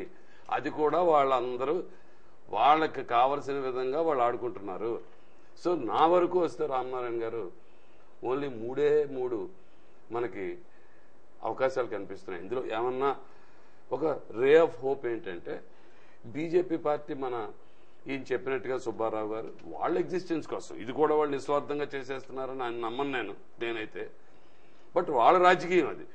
వాళ్ళు మేమిచ్చామని అనిపించుకోవడానికి ప్రస్తుతానికి ఒక మోకాలు అడ్డు పెట్టడానికి అవకాశం, దానికి ఒక రూజు, ఒక వంక, ఇదేదో సమన్యాయం లేదో చేసిన విధానం తప్ప మేమైతే ఇద్దరికీ బట్టలు పెట్టి జాగ్రత్తగా పంపిస్తామని ఏదో వాళ్ళు చెప్తున్నారు. అదొక చిన్న హోప్. రాష్ట్రపతి రెండో హోప్. ఇవన్నీ అయిపోయి చట్టం అయిపోతే చివరిగా మళ్ళా మా దగ్గరికే సుప్రీంకోర్టు అనేది వస్తుందని ఒక ఆశతో ఉన్నాం. సుప్రీంకోర్టు అన్నంత మాత్రాన్ని చట్ట వ్యతిరేకంగా ఏదో చెప్పి భాష్యం చెప్పి చేయదు కదా supreme court. They will work with in the periphery of law or constitution. So ఈ మూడు హోప్స్ తప్ప మనం ప్రజలు ఇప్పుడు ఊరికే మనం ఎంత ఇంకా ఏదో మీరు మైక్ ముందు కూర్చోపెట్టారు కాబట్టి మేము అందరం చెప్తున్నాం. కానీ అందరికీ తెలుసు ఇక్కడ మా మాటకు కానీ, ప్రజల వాణికి కానీ, ఈ ఉద్యమానికి కానీ ఏ విధమైన విలువలు ఎప్పుడో కోల్పోయారు. అంటే ప్రజలు రాబోయే రోజుల్లో ఏం చేయాలంటే ఏమీ చేయరు. వాళ్ళు ఎలక్షన్ వచ్చేటప్పటికి మరలా ఎలక్షన్లో మామూలు ఈ ఉద్యమం లేని ఎలక్షన్లో ఏం చేసామో ప్రజలు అదే చేస్తారు. ఏ పార్టీకి అనుకూలమైన వాళ్ళు వాళ్ళకి ఓట్లేస్తారు, అమ్ముడుపోయేవాళ్ళు అమ్ముడుపోతూ ఉంటారు. ఎక్కడో ఒక 10% మంది మోడీ గారు వస్తే ఎలా చేస్తారు, యువ నాయకుడు వస్తే, రాహుల్ గాంధీ వస్తే ఎలా చేస్తారు, ఏదో వాళ్ళ భావాలతో ఓట్లేస్తారు తప్ప ఈ సీమాంధ్ర కూడా నలుగురు ఉన్నారుగా పార్టీలు. ఇందులో ఎవరికి వేయాలి, కిరణ్ కుమార్ రెడ్డి గారికి వేస్తామా? సో ప్రతిదీ ఆలోచన. సో అక్కడ మళ్ళీ రాజకీయం. సో ప్రజలు మామూలుగా ఓట్ చేస్తారు, వాళ్ళ యొక్క స్వార్థ ఆలోచనలతోటి చేస్తారు తప్ప సీమాంధ్రాన్ని పెద్ద ఆలోచన టీఆర్ఎస్కి ఎలాగా ఓటేయం కదా, ఇక్కడ లేదుగా. సో మీరు మామూలుగా మీ యొక్క సీమాంధ్రలో ప్లేయర్స్కే ఎవడో ఒకటి వేస్తారు. అక్కడ మళ్ళీ రాజకీయం, స్వార్థం, ఇచ్చిపుచ్చుకోవడాలు, పార్టీ విధానాలు చూసి పెట్టేయడం మాని చాలా రోజులైంది. సో సీమాంధ్ర అనేదాన్ని, ఈ ఉద్యమం, ఈ యొక్క డిసిషన్ రాజకీయం మీద పడుతుంది అనే ఇదివరకు ఆలోచన ఐ థింక్ ఇప్పుడు పోయింది. మామూలు మనం ఎలక్షన్కి సిద్ధమైపోతున్నామేమో ప్రజలందరూ అని అనిపిస్తోంది. దాన్ని మనం ఈ యొక్క బిల్లుని మనం విడదీసి చూస్తే ఈ బిల్లు ఆగదు, ముందో తర్వాత అంతే తప్ప క్రెడిట్ ఎవరికి వెళ్ళాలనే ఒక చిన్న గేమ్ నడుస్తోంది తప్ప అల్టిమేట్ గా ఇది సరి అయినది బిల్లా కాదన్నది పక్కన పెట్టండి, జరగడం తథ్యం అని నా భావన. ఇప్పుడా రేపా దీనికి అడ్డుకోగలిగిన శక్తులు ఓన్లీ మూడు. అందులో ఒకటి స్వార్థపూరితమైన రాజకీయ ఇది అడ్డు, ఒకటి ప్రెసిడెంట్ గారు, రెండు న్యాయస్థానం పరిధి చిన్నది. ఏం జరుగుతుందని ఎవరు చెప్పలేం. 6 నెలలుగా మనం ఊహించినవి ఎన్నో జరిగాయి, ఊహించినది ఏది జరగలేదు, ఊహించినది అంచేది ఏం జరుగుతుందో ఇది ఒక సస్పెన్స్ థ్రిల్లర్ స్టోరీయే తప్ప ప్రజలకు వచ్చేది ఏం లేదు. ఎలక్షన్ వలన లేదు, ఉద్యమం వలన లేదు, వాళ్ళు ఆడుకుంటున్నారు. మనం క్రికెట్ మ్యాచ్ చూస్తున్న నా భాషలో మీరు చెప్తున్నట్టు క్రికెట్ మ్యాచ్ చూస్తున్న ప్రేక్షకులమే తప్ప ఇందులో మనకి ఏమీ లేదు. టిక్కెట్ కొని మన డబ్బులతో వాళ్ళ విన్యాసాలు చూస్తున్నాం. ఓటనే మన హక్కుని వినియోగించి వాళ్ళ విన్యాసాలు చూస్తున్నాం. ఇంకా మనకి ఏమీ లేదు. ఇలా ఆడాలని చెప్పే అధికారం లేదు ప్రేక్షకుడు, చూడాల్సిందే మనం సైలెంట్. కొత్త పార్టీ కిరణ్ కుమార్ రెడ్డి పెడితే ఎంతవరకు అది ప్రజామోదం పొందే అవకాశం ఉంది? లేదు సార్, కిరణ్ కుమార్ రెడ్డి అంటే కాంగ్రెస్ కు డైరెక్ట్ గా ఓటేయలేని వాళ్ళు వాళ్ళ మనసును చంపుకుని ఈ బిల్లు ప్రవేశపెట్టిన కాంగ్రెస్ కు ఓటేయలేని వారు మిగిలిన పార్టీకి ఓటేయలేని వారు తీసుకెళ్లి కిరణ్ కుమార్ రెడ్డి గారికి వేస్తారు అంతే. It's only substitute. అది ఎందుకు ఉపయోగిస్తారు, మళ్ళీ అల్టిమేట్ గా అది ఎందుకు ఉపయోగిస్తారు అన్నది మళ్ళీ అందరికీ తెలిసినదే. నన్ను అడగక్కర్లేదు, దీనికి పెద్ద 33 ఏళ్ళు ప్రాక్టీస్ చేయక్కర్లేదు. నేను మామూలు ఎవరిని అడిగినా చెప్తారు, చిన్న కుర్రవాడు నేను. ఇవన్నీ కూడా నా మనసుకి ఇవాళ ఇక్కడ ఓటు వేయలేకపోతే ఇక్కడ ఓటు వేస్తాను. ఈ ఓటు యొక్క రిజల్ట్ ఒకటే. అల్టిమేట్ గా మళ్ళీ పార్టీ పరంగా నన్ను ఇది కాంగ్రెస్ కో పిల్ల, ఓ తల్లి, ఓ చెల్లి తప్ప ఇవన్నీ సొంత పార్టీలుగా ఎలా భావిస్తాం సార్? అంటే ప్రజలు చైతన్యవంతులు కావాలంటే మీరు ఇచ్చే సూచన ఏంటంటే ఎలాంటి వాళ్ళని ఎన్నుకోవాల్సిన అవసరం? ప్రజలు చైతన్యవంతులే, కానీ వాళ్ళ నిస్సహాయత. నాకు చైతన్యం ఉంది, ఏం చేయను చెప్పండి. నాకు నా ఒక ఓటు ఏం చేస్తుంది? ఎంతమందికి దీని మీద అవగాహన రావు? ప్రతి మనిషికి ఒక సందర్భంలో వాళ్ళ ఆలోచన శక్తి ఇంప్రూవ్ అవుతోంది. ప్రభాకర్ గారు అంటే ఒక్క ఓటుతో వాజ్పేయి కూడా దిగిపోయిన పరిస్థితి ఉంది. ఆ ఒక్క ఓటు కూడా చాలా విలువైనది అందరికీ తప్పకుండా. కానీ అంత మనం అందరం కూడా అవగాహన తెచ్చుకుని ఓటు చేయాల్సిన సమయం. ఒక్కొక్క ఓటు చాలా ఓటు అవుతాయి. ఇవాళ సీమాంధ్ర ఉద్యమం ఉంది కాబట్టి ఆ ఓటు గురించి మనం ఆలోచించుకోకూడదు. ఎప్పుడు ఓటేసినా సరే ఒక విధానం ఇది. కానీ ఏ పార్టీకి విధానం ఉంది స్వామి రామనారాయణ గారు? మీరు చెప్పండి నాకు. ఎవరికి వేస్తే ఏమిటి విధానం? ఉన్న దాంట్లో ఉన్న నలుగురిలో ఎవరికి ఓటు వేయాలని నిర్ణయించుకుని రిలేటివ్ స్టడీ అక్కడ వీరికంటే వీరు బెటర్ ఏమో అనుకోవడం తప్ప ది బెస్ట్ అని ఎవరికి ఓటు వేసే పరిస్థితుల్లో మనం లేవు. సుప్రీంకోర్టు ఈ మధ్యన నన్నది అబౌవ్ ఓటు ఇచ్చారు కదా, మనకి ఇస్తే ఉపయోగం ఏం లేదు. కానీ దాని మన ఊరికే మన మనసులో బాధ చెప్పుకోవడం తప్ప. సో ఓటు అనేది చైతన్యం లేదని కాదు, ప్రజలందరిలో చైతన్యం ఉంది. కానీ ఎలక్షన్ వచ్చేటప్పటికి ఆ చైతన్యవంతుల యొక్క ఆలోచనకి పెద్ద విలువ ఏమీ నాకు కనపడట్లేదు. ఎందుకంటే ఎవరికి వేయాలన్నా మళ్ళీ ఈ కుటిల రాజకీయ నీతి ఉన్న పార్టీల్లో ఏదో దాన్ని ఎన్నుకోవాలి తప్ప మళ్ళీ ఎవరో వచ్చేస్తారని నేను ఏమనుకోను. కేజ్రీవాల్ ఓటేసిన వాళ్ళు ఈరోజు బాధపడుతున్నారేమో నాకు తెలియదు. సో దేర్ఫోర్ మనకి ఎవరికో ఓటేస్తే చైతన్యవంతులు అయిపోయే వాళ్ళు ఏదో గవర్నమెంట్ మనకు ఒక్క రోజులో మార్పు వస్తుందని అనుకోవద్దు. ఈ మన ఉద్యమానికి ఈ రాజకీయానికి పెద్ద ముడి కూడా అవసరం లేదు. కనీస సామాజిక బాధ్యతగా ప్రతి వ్యక్తి తీసుకోవాల్సిన నిర్ణయాలు ఏ విధంగా ఉండాలి? నిర్ణయం అంటే మనకి కొత్తగా మనం ఇష్టమైన వ్యక్తిని రాజకీయంలో పెట్టలేం కాబట్టి ఉన్న రాజకీయ నాయకుల్లో రాజకీయ పార్టీల్లో వాళ్ళ విధానం తప్పవచ్చు. అంటే వారు ఒక డెసిషన్ తీసుకుని ఉండొచ్చు, ఆ డెసిషన్ మనకు నచ్చకపోవచ్చు, లేకపోతే డెసిషన్ వాడు తప్పవచ్చు. కానీ ఆ లీడర్షిప్ ఉండి వాళ్ళు తీసుకున్న విధానం అంటే అవకాశవాదం లేకుండా వాళ్ళంటూ నమ్మిన సిద్ధాంతానికి ఏదో ఒక నిర్ణయం తీసుకున్న పార్టీని మనం చూస్ చేసుకుంటే కన్సిస్టెంట్ గా ఉంటాయి వాళ్ళ వ్యూస్. అవకాశవాదంగా నిర్ణయాలు చేస్తున్న పార్టీలకు మనం ఓటు వేస్తే ఈ పార్టీకి ఈ రోజు ఇది పనిచేసిందని ఓటు వేస్తే రేపు వీళ్ళు ఈ పని మీద ఉంటారని నమ్మడానికి వీల్లేదు. సో ఒక పార్టీ నాయకుడు ఆ పార్టీకి ఏదో ఒక డెసిషన్ ఆలోచించి రైట్ ఆర్ రాంగ్ తీసుకుని దాన్నే కట్టుబడి ఉండే నాయకుడిని, అది నీకు ఆ విధానం నీకు ఆ డెసిషన్ నీకు నచ్చినా నచ్చకపోయినా ఆ విధానం మంచిది కాబట్టి అటువంటి స్థిరమైన ఆలోచన ఉన్న పార్టీలకు మనం ఓటు వేయాలి. ఏ పార్టీ అన్నా నడక్కండి. నేను ఏ పార్టీకి ఎండార్స్ చేసే పరిస్థితుల్లో లేవు. ఉన్న దాంట్లో మంచి నాయకుడిని బట్టి అట్లీస్ట్ మనం ఓటేసుకోవాలి. పార్టీ సిద్ధాంతం నాయకుడిని బట్టి ఓటేసుకోండి. ఓకే, మళ్ళీ మీ దగ్గర వద్దాం. సాంబశివరావు గారు మీరు చెప్పండి. జయాంధ్ర ఉద్యమంలో చాలా చురుకైన పాత్ర వహించారు మీరు, ప్రతాప్ గారు అంతా కూడా బ్యాచ్మెంట్ మొత్తం అందరూ కూడా. ఇప్పుడు ఆంధ్ర విడిపోతుంటే సమైక్యాంధ్ర అనే దాని మీద చాలా తీవ్రమైన పోరాటం చేస్తున్నాం. అంటే దానికి రకరకాల రీజన్స్, హైదరాబాద్ డెవలప్మెంట్ కానీ ఇది విభజనవాదిగా గతంలో. ఇప్పుడు హైదరాబాద్ మీద ఎట్లాంటి హక్కులు ఉండాలని భావిస్తున్నారు? ఆ హక్కులు ఏమి లేకుండా డైరెక్ట్గా వాళ్ళకి ఈ విభజన సంబంధించి రెండు రాష్ట్రాలని మన రాష్ట్ర రాజధానిలో చెప్పలేదు, ఏమి చెప్పకుండా ఈ బిల్లులో రూపొందించారు. మీరేమని భావిస్తున్నారు? ఇప్పుడు ఎలాంటి పోరాటం చేస్తే మనం సక్సెస్ వైపు నడిచే అవకాశం ఉంది? ఆయన 3 పాయింట్లు చెప్పడం జరిగింది. మనకున్న ఆప్షన్స్ ఫైనల్గా మీరేమంటారు? 1972లో మన రాష్ట్ర కానీ దేశ కానీ ప్రపంచ పరిస్థితులకి ఇప్పుడు మనం ఉన్న ప్రపంచ పరిస్థితులకి, దేశ రాష్ట్ర పరిస్థితులకి చాలా మార్పు వచ్చింది. ఆ మార్పును ఎవరు దృష్టిలో పెట్టుకోకుండా హైదరాబాద్ అభివృద్ధి గురించి మాట్లాడుతున్నాం. ఇప్పుడు హైదరాబాద్ అభివృద్ధిని కేవలం ఆంధ్ర, తెలంగాణ, రాయలసీమ వాళ్ళు అనుభవిస్తున్నారా? హైదరాబాద్ అభివృద్ధిని దేశంలో ఉండే అన్ని రాష్ట్ర ప్రజలు అనుభవిస్తున్నారు. అలాగే ఢిల్లీ కానీ, బొంబాయి కానీ, బెంగళూరు కానీ, కలకత్తా కానీ, ఎక్కడైనా సరే ఒక నగరం కానీ, ఒక ప్రాంతం కానీ అభివృద్ధి చెందినట్టయితే ఆ ప్రాంతంలోకి వివిధ ప్రాంతాల నుంచి, వివిధ దేశాల నుంచి వచ్చి చేస్తారు.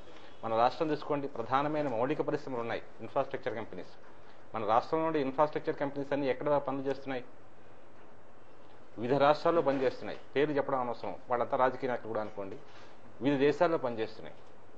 అంచేత ఒక అభివృద్ధి చెందిన ప్రాంతం మనకు దూరంగా వెళ్ళిపోయేదో హైదరాబాద్ ప్రాంతంగానో తెలంగాణ ప్రాంతంగానో వెళ్ళిపోతే దానికి మనకి పూర్తిగా సంబంధాలు తెగిపోయాయి, ఇంక అందులోకి మనం వెళ్ళలేము అనుకునేటువంటి ఆలోచన సరికాదని నా అభిప్రాయం. 71, 72 ప్రాంతాలు ఇప్పటికీ చూసినట్టయితే విద్యార్థుల్లో ముఖ్యంగా ఆడపిల్లలు సైతం ఇతర రాష్ట్రాలకి, ఇతర దేశాలకు వెళ్ళిపోయి చదువుకుని ఉద్యోగాలు చేసుకునేటువంటి స్థితి ఈనాడు వచ్చింది. అంటే మొబిలిటీ పెరిగింది, వ్యాపారాలు పెరిగాయి. పూర్వం వ్యాపారం అంటే ట్రాన్స్పోర్ట్ అది ఉండాలనుకుంటారు, ట్రాన్స్పోర్ట్ ఫెసిలిటీస్ పెరిగాయి, కమ్యూనికేషన్ ఫెసిలిటీస్ పెరిగాయి. సో అంచేత వ్యాపార అభివృద్ధి కానీ, విద్యాభివృద్ధి కానీ, ఉద్యోగ అవకాశాలకు కానీ ఏ రాష్ట్రంలో ఏ ప్రాంతం ఉన్నా సరే ఇబ్బంది ఏమి ఉండదు. ఒకటి. అంటే 2, ఇక హైదరాబాద్ బాగా అభివృద్ధి చెందింది, ఇక్కడ అభివృద్ధి చెందలేదంటే దానికి ఆ రాజకీయ నాయకుల లోపమే. అంటే అభివృద్ధి అంతా ఒక ప్రాంతం మీద కేంద్రీకరించడం వల్ల ఇతర ప్రాంతాలు, ఉదాహరణకి తమిళనాడు తీసుకున్నట్టయితే పారిశ్రామికంగా మెడ్రాస్కు సమానంగా 4-5 నగరాలు తమిళనాడు రాష్ట్రంలో అభివృద్ధి చెందాయి. కోయంబత్తూరు అయితేనే, మధుర అయితేనే, సేలం అయితేనే, అలా అన్ని చోట్ల అక్కడ పారిశ్రామికంగా అభివృద్ధి చెందాయి. మనకి అంత అభివృద్ధి చెందలేదు. అభివృద్ధి చెందే అవకాశాలు కూడా ఉన్నాయి. ఉదాహరణకి విశాఖపట్నం తీసుకోండి, మచిలీపట్నం తీసుకోండి, నెల్లూరు తీసుకోండి, సముద్ర తీరానికి దగ్గరగా ఉన్నా సరే, మనకి సహజ వనరులన్నీ ఉన్నా సరే అభివృద్ధి మనం చేసుకోలేకపోయాం. అది మన నాయకుల యొక్క ఆలోచన లోపం వల్ల జరిగింది. ఇక అప్పుడైనా ఇప్పుడైనా సరే ఇది కేవలం ఒక రాజకీయ ఉద్దేశంతో వచ్చింది. అప్పుడు 72లో వచ్చిందంటే మేము ఉద్యమం ప్రత్యేకంగా అనుకున్నాం. అప్పుడు ఒక రాజకీయ కారణాల వల్ల వచ్చింది, రాజకీయ కారణాల వల్లే సమస్య పోయింది.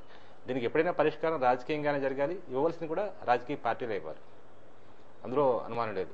ఎన్నికల ముందు రావడంతో ఏమవుతుందంటే ప్రతి ఎన్నికల ముందు మీకు తెలుసు కొత్త పార్టీలు వస్తుంటాయి, ఈ పార్టీ నుంచి ఆ పార్టీకి వెళ్ళే నాయకులు కూడా ఎక్కువ ఉంటారు. వాళ్ళకి కావాల్సింది ఏంటంటే విజయావకాశాలు, అంతే, అంతకుమించి ఇంకేం లేదు. సిద్ధాంతపరంగానో ఇంకో పరంగా చేస్తారంటే నేను నమ్మట్లేదు. ఇక 2, రాజ్నాథ్ సింగ్ గారి గురించి లేకపోతే ప్రశాంత్ భూషణ్ గురించి వీరంత గురించి చర్చించారు చాలా మంది. ఒకటి, ఇప్పుడు మనం పెట్టిన ముసాయిదా బిల్లు తీసుకెళ్లి పార్లమెంట్లో యథావిధిగా పెడతారనుకుంటే అది ఆలోచన తప్పే. ఈ ముసాయిదా బిల్లు క్లాస్ టు క్లాస్ తీసుకెళ్లి పార్లమెంట్లో ప్రవేశపెట్టబడతారు అన్నట్టే ఆమోదం అయినా అవ్వకపోయినా చేయొచ్చు కదా, కాదు. ఈ ముసాయిదా బిల్లు మీద అనేక మార్పులు చేర్పులు చేసేటువంటి అవకాశం చట్టపరంగా సమ్మతమైంది కూడా కేంద్ర ప్రభుత్వానికి ఉంది. అంటే ఇప్పుడు అడుగుతారు కదా, ఆస్తి ఏమిటి, అప్పు ఏమిటి, నీరేమిటి, అదేమిటి, ఉద్యోగం ఏమిటి అంటారు. ఆ వివరాలన్నీ అందులోకి వస్తాయి. ఆల్రెడీ 900 పైన సవరణలు ప్రతిపాదించడం. ఈ సవరణలు చెప్పండి, ఇక్కడ మీరు ఎన్ని సవరణలు, 900 కాదు, మొత్తం బిల్లు రిజెక్ట్ చేసినా 10,000 సవరణలు చేసినా సరే పార్లమెంట్లో పెట్టేది మీ యొక్క సవరణ గురించి కానీ మీ అభిప్రాయం మీద కానీ ఆధారపడదు. ఈ ముసాయిదా కూడా పార్లమెంట్లో మార్పు, సమూలంగా మార్పు చేయొచ్చు, కొన్ని మౌలికంగా మార్పు చేయొచ్చు, అక్కడ మార్పు చేయొచ్చు. ఉదాహరణకి అసెంబ్లీలో మీకు ఎందుకంటే ముప్పాల సుబ్బారావు కేసులు చెప్పారు 60, 20 అని చెప్పి. మహారాష్ట్ర విడిపోయినప్పుడు బొంబాయిని కేంద్ర పాలిత ప్రాంతంగా చేయాలని చెప్పి తీర్మానం చేసి అసెంబ్లీకి పంపించారు, తీసి పారేశారు ఇక్కడికి పార్లమెంట్లోకి వెళ్ళాక. అంచేత అంటే ఇక్కడ మీరు చేసిన మార్పు అక్కడ మార్పించాలని లేదు. అంచేత ఇది ఎందుకు చెప్తున్నానంటే ప్రజలను మభ్యపెట్టడానికే, పత్రికల్లో అది ఉందా ఇది ఉందా అని రాయడానికి చేసుకోవడం చేస్తున్నాయి. కానీ ఈ బిల్లు ఇట్స్ ఓన్లీ డివైడ్ చేయాలి అనే దాని గురించి వాడి అభిప్రాయం, అవునా కాదా చెప్తారు. చేస్తే ఏ విధంగా చేయాలంటే ప్యూర్లీ అడ్మినిస్ట్రేటివ్ యాక్షన్. అప్పులు తేల్చాలంటే, నీటి వనరులు పంచాలంటే, ఉద్యోగాలు పంచాలంటే ఒక కత్తిపుచ్చుకుంటే కొట్టేసి అటు ఇటు మార్చేయగలరా కేంద్ర ప్రభుత్వం కానీ, రాష్ట్ర ప్రభుత్వం కానీ, ప్రెసిడెంట్ గారు కానీ? చేయలేరు కదా. అది పరిపాలనా పరంగా చేసుకెళ్ళవలసి ఉంటుంది. దానికి ప్రావిజన్స్ అందులో పెడతారు. 2, రాష్ట్రపతి గారి గురించి చెప్పారు. రాష్ట్రపతి గారు మేధావని ఇదని చెప్పుకొచ్చాం. రాష్ట్రపతి గారు చెప్పారు చక్కగా. ఏం చెప్పారు ఆయన? హైదరాబాద్లో అడుగుపెట్టడానికి ముందరే పొద్దున్నే అక్కడ మీటింగ్లో చెప్పాడు, రాబోయే కాలంలో రాష్ట్రాల గురించి చాలా డిమాండ్లు వస్తాయి, రాజకీయ నాయకులంతా రాజనీతిని ప్రదర్శించి ప్రవర్తించాలి అని చెప్పారు. దాన్ని మర్చిపోయామా? ఇంకా రాష్ట్రపతి అంటారు ఏమిటి? సుప్రీంకోర్టు అంటారు. సుప్రీంకోర్టులో కూడా మనకు జరిగేది ఏమిటి ఇచ్చేదంటే ఒక విషయం మొత్తం గమనించవలసింది ఏమిటంటే రాజ్యాంగ పరంగా రాష్ట్రాన్ని విభజించాలన్నా చేయాలన్నా సరే మెజారిటీ నిర్ణయమే జరగదు. ప్రజాస్వామ్యం అంటే ఏమిటి? ఇప్పుడు ప్రస్తుతం ఉన్న మనకి పత్రికలు కానీ మీడియా, మీ యొక్క ఎలక్ట్రానిక్ మీడియా కానీ ప్రజల అభిప్రాయం ఏంటంటే మెజారిటీ ప్రజాస్వామ్యం అంటారు. కానీ ప్రజాస్వామ్యం అంటే అది కాదు. ప్రజాస్వామ్యంలో మైనార్టీల వ్యూలు కూడా తీసుకోవాలి. ఉదాహరణకి 1900 మన రాజ్యాంగ సభ వచ్చింది. రాజ్యాంగ సభలో ఎవరు ఎలక్టెడ్ మెంబర్స్ లేరు రాజ్యాంగ సభ్యుల కింద, అంతే కదా. అప్పుడు ఉన్నటువంటి ఎవరన్నా తీసుకొచ్చి వాళ్ళందరినీ కాన్స్టిట్యూంట్ అసెంబ్లీ మెంబర్స్ చేశారు. చేస్తే బిఆర్ అంబేద్కర్ గారు ఉండేటువంటి ఆయన నియోజకవర్గం పాకిస్తాన్లో కలిసిపోయింది, ఈస్ట్ పాకిస్తాన్లో. తెలిస్తే అప్పుడు నెహ్రూ గారు తీసుకొచ్చి ఆయన నామినేట్ చేసి అందులో పెట్టారు. మెజారిటీ సభ్యులు కాన్స్టిట్యూంట్ అసెంబ్లీలో అగ్రవర్ణాలే. రిజర్వేషన్ ఎవరిచ్చారు? షెడ్యూల్ కాస్ట్, షెడ్యూల్ ట్రైబ్స్ కాన్స్టిట్యూషన్లో. అక్కడ మెజారిటీ నిర్ణయం తీసుకున్నట్టయితే మెజారిటీ అంతా వద్దన్నారు. కానీ కొంతమంది నించోబెట్టి బాబు ఇవ్వాలని చెప్పి తీసుకొచ్చారు. కన్సెన్సస్ అంటే మైనార్టీల యొక్క అభిప్రాయాన్ని కూడా పరిగణలో తీసుకోవాలని చెప్పన్నారు. సింపుల్ అరిథమెటిక్ చూసుకున్నట్టయితే తెలంగాణకి, ఆంధ్రప్రదేశ్, కోస్తారాయలకి విడగొట్టాలన్నట్టయితే తెలంగాణ వాళ్ళు తక్కువ కూడా ఓడిపోతారు. నేను ఓడించేస్తాను ప్రగల్భాలు ప్రకటన ఎందుకు? మన కోస్తారాయల సీమాంధ్ర ఎమ్మెల్యేలు ఎలాగ ఓడించేస్తారు, ఎందుకంటే వీళ్ళు మెజార్టీ కాబట్టి. అది సరిపోదు. ప్రజాస్వామ్యంలో రాజ్యాంగబద్ధంగా ప్రజాస్వామ్య స్ఫూర్తితో పరిపాలన చేయాలి అన్నట్టయితే మైనార్టీ వర్గాలు, అట్టడుగున వర్గాల యొక్క అభిప్రాయాలు కూడా తీసుకోవాల్సి ఉంటుంది. నేడు కాకపోతే రేపైనా సరే. రెండు రాజ్నాథ్ సింగ్ గారి గురించి చెప్పారు, ఆయన ఆపేస్తాడు, ఆయన ఆపేస్తాడు. ఆయనే ఉన్నాడు సమన్యాయం చేస్తా అన్నాడు. సమన్యాయం చేస్తా అన్నప్పుడు బిల్లులో కొన్ని క్లాజులు పెట్టబోయి అది పెట్టబోయి అంటాడు. ఈ బిల్లును చూసి మీరు భయపడిపోక్కర్లేదు. ఈనాడు లాస్ట్ బాల్లో బ్యాటింగ్ చేసి 6 కొట్టేస్తానన్నా మేము ఆపుతామని చెప్పి వాళ్ళు చెప్పేది ఏంటంటే చివరికి వీళ్ళంతా పోరాడేది దేనికోసం? వచ్చే దాంట్లో ఒక సిక్కు వట రాబడ్డానికే, విభజన ఆపడానికి మటుకు కాదు. అంటే దీన్ని రాజకీయ నాయకులు దుమ్మెత్తిపోవాల్సిన అవసరం కూడా లేదు. రాజకీయ నాయకులు ఎన్నికల్లో నెగ్గడమే కాకుండా ఆ ప్రజలకి కష్టాలు వచ్చిన వాళ్ళు చెప్పుకోవాల్సిన అవసరం ఉంది. కాబట్టి ఇదిగో మీరు పోరాడి విభజన అయినా సరే తీసుకొచ్చామని చెప్పుకోవాల్సిన అవసరం వాళ్ళకు ఉంది, చెప్పుకోవాల్సిన బాధ్యత వాళ్ళకు ఉంది. నేడు కాకపోతే రేపైనా విభజన అనివార్యం అన్నది మీ అభిప్రాయం. విభజన అనివార్యం. అలాంటప్పుడు మన ఆంధ్ర ప్రాంతానికి వీళ్ళు తీసుకురావాల్సిన మెయిన్ ప్రాజెక్టులు కావచ్చు, లేకపోతే ప్యాకేజీలు కావచ్చు, ఏ విధంగా ఉండాలని చాలా సంవత్సరాలుగా ఈ పోరాటంలో ఉన్న వ్యక్తిగా జైపాల్ రెడ్డి గారు ఘాటుగా పదం ఉపయోగించారు, కానీ ఆయన అభిప్రాయంతో నేను పూర్తిగా ఉపయోగిస్తాను. ఆ పదాలతో ఉపయోగించట్లే, కానీ జైపాల్ రెడ్డి గారు అభిప్రాయంతో అంటే ఆయన మన వాళ్ళు ఏది అడగాలో తెలియకుండా అడుగుతున్నారు అన్న విషయం మటుకు వాస్తవం. స్పష్టం చేశారు. అదే జైపాల్ రెడ్డి గారు మాట్లాడే మాట చాలా ఘాటు, అసందర్భంగా మాట్లాడాడు. కానీ ఏం అడగాలో తెలుసుకోలేని స్థితిలో ఉన్నారు అనేది మటుకు వాస్తవం. ఒకటి. రెండు, ఇందాక ప్రభాకరరావు చెప్పినట్టుగా ఏ పార్టీలైనా సరే ఒక స్థిర నిర్ణయం తీసుకుంటే మారిపోవడం అంత దురదృష్టకరం ఎక్కడ ఉండదు. అన్ని పార్టీలు, 2 పార్టీలు 3 పార్టీలు స్థిరంగా నిలబడ్డాయి. మొదటి నుంచి చెప్తున్న సిపిఐ, మజ్లిసు, చివరిలో నిర్ణయం తీసుకున్న కాంగ్రెస్, సిపిఎం. వాళ్ళంటే అటు చెప్పలేదు, ఇటు చెప్పలేదు. అంటే విభజన కావాలని, విభజనకి మేము వ్యతిరేకం కాదు, మేము కాదన్నాం. మేము మటుకు వ్యతిరేకం ఉన్నారు. దాని గురించి అది నేషనల్ పాలసీ, అది నేషనల్ పాలసీ. ఈ రాష్ట్రానికి సంబంధించి సిపిఐ ఖచ్చితమైన అభిప్రాయం చెప్పింది, ఎంఐఎం ఖచ్చితమైన అభిప్రాయం చెప్పింది, చివరిలో కాంగ్రెస్ చెప్పింది. కాంగ్రెస్ చెప్పేదాకా అన్ని పార్టీలు ఏమైనా నడిపించాయి? మీరు చెప్పండి నడిపించాయి కదా. వాడు చెప్పిన తర్వాత వీళ్ళు తోకముడిచి మాటలు మార్చారు. సో అంచేత ప్యూర్లీ పొలిటికల్ గేమ్ కింద చేస్తుంటే ఒకటి, ఈ ఉద్యోగుల సమ్మెను చూసారా, రాజకీయ నాయకులకు సంబంధం లేదని, అది తప్పే. ఇది రాజకీయ పరిష్కారం కావాల్సినప్పుడు రాజకీయ నాయకులను ఆశ్రయించవలసిందే. వాళ్ళు సమ్మె చేసి మన రాష్ట్ర చరిత్రలో లేనంత హైయెస్ట్ తాత్కాలిక మృతి పొందింది ఎవరు? అది చేస్తే చెప్పుకుంటే సిగ్గు. ఇచ్చి వెళ్ళిపోతున్నారు. అంటే గవర్నమెంట్ 2 నెలలు అంతగా వర్షం మొత్తం అంతా ఇవ్వడమే కదా. కాబట్టి ఖచ్చితంగా విభజన అనివార్యం. దీనికి కొంచెం రాజకీయంగా కొంచెం బాగా ఆలోచించి చేసుకున్నట్టయితే కొంచెం ఎక్కువ లాభాలు రావచ్చు. ఇంకొకటి, ప్రజాస్వామ్యంలో మనం ఇంకొకటి ఆలోచించుకుంటే అధికార వికేంద్రీకరణ ముఖ్యం. ఈ ఫెడరల్ స్ఫూర్తికి వ్యతిరేకం అని చెప్పి ఇక్కడ రాజకీయ పార్టీలు, ముఖ్యంగా ప్రాంతీయ పార్టీలు గొడవపడుతున్నాయి. ఈ ప్రాంతీయ పార్టీల అధికారంలో ఉన్నటువంటి ఏ రాష్ట్రంలోనైనా సరే పంచాయతీరాజ్ వ్యవస్థని బాగుపరిచేయ. కేంద్రంతో దెబ్బలాడి రాష్ట్రానికి హక్కులు కావాలంటాం. రాష్ట్రంలో నీకు అధికారంలోకి ఇచ్చినట్టయితే పంచాయతీలకి, మున్సిపాలిటీకి, జిల్లా పరిషత్కి అధికారం ఇవ్వు.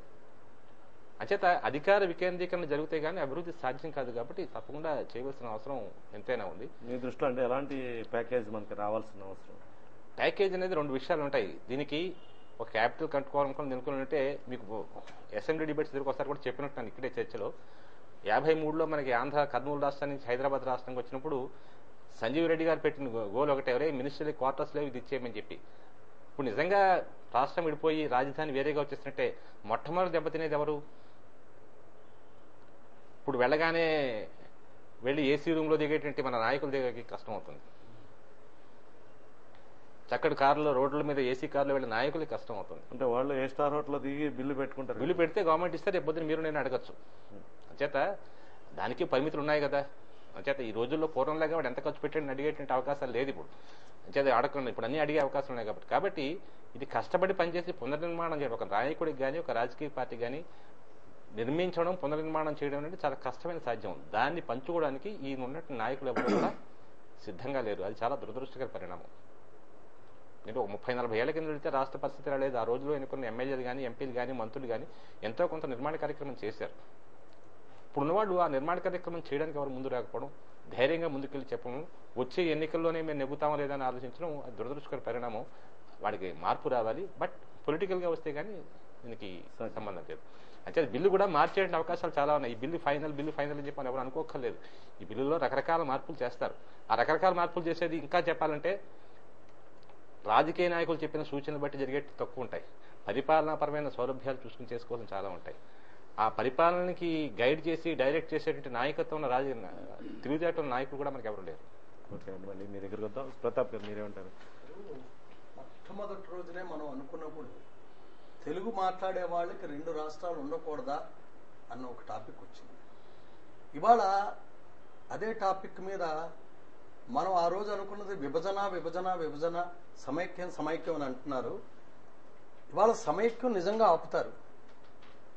కాంగ్రెస్ పార్టీ సమైక్యం ఆపితే రేపు పొద్దున బీజేపీ వస్తే బీజేపీ మళ్ళీ విడగొడుతుంది.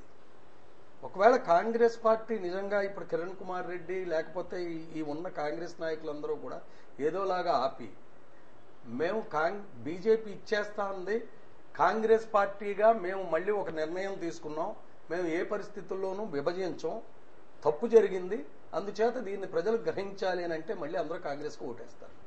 ఎందుకంటే రేపు పొద్దున బీజేపీ వస్తే మళ్ళీ విడగొట్టేస్తారేమో అని ఒక భయాన్ని తీసుకొచ్చి కాంగ్రెస్కు ఓట్లు వేయించుకునే ఒక బ్రహ్మాండమైన చతురస్త్రం కాంగ్రెస్ తెరుంది.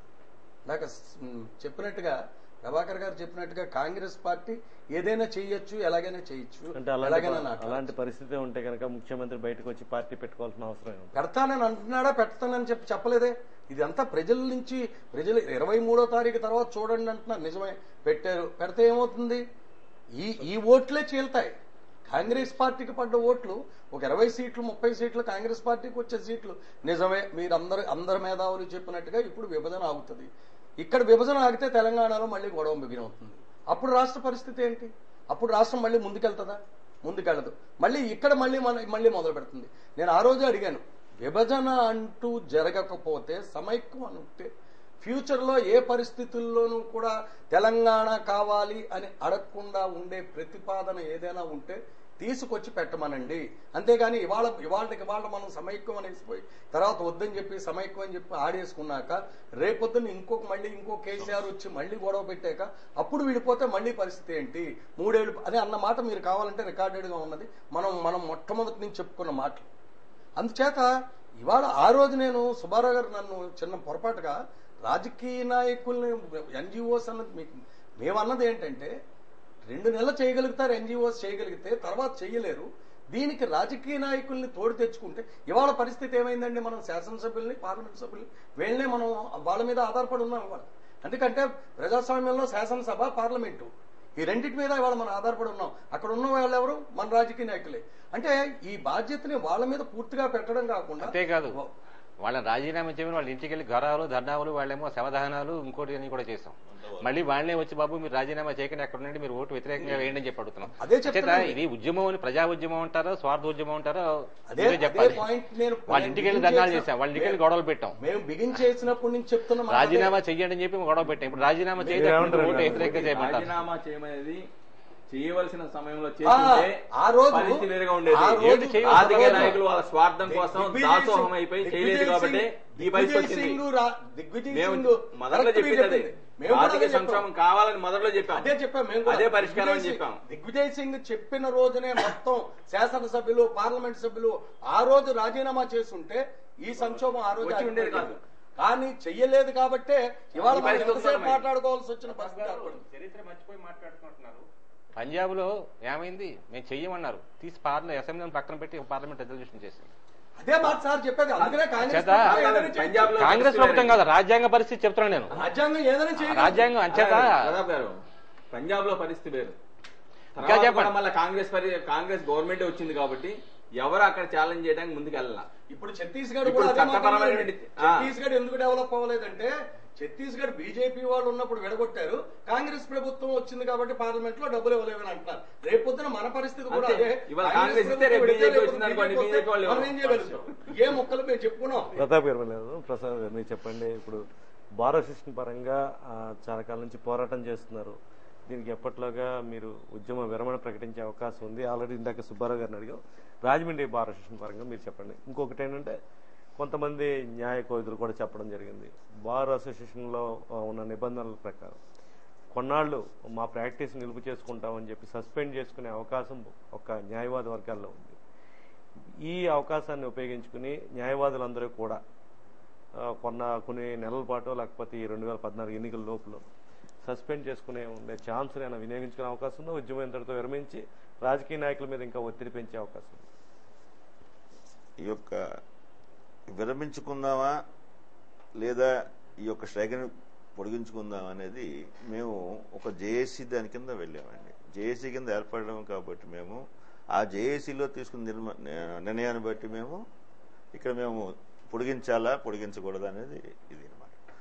ఇది ఆ జేఏసీలో ఆ సమావేశాల్లో చెప్పేటప్పుడు ఇక్కడ ఉన్నటువంటి మెజార్టీ తీసుకెళ్ళి అక్కడ చెప్తామండి. అక్కడ వచ్చినటువంటి మెజార్టీ ప్రకారము కంటిన్యూ చేయాలా చేయకూడదని నిర్ణయించుకుంటాను. సో ఇక్కడ మేము రేపు తీర్మానం చేసుకుంటాం.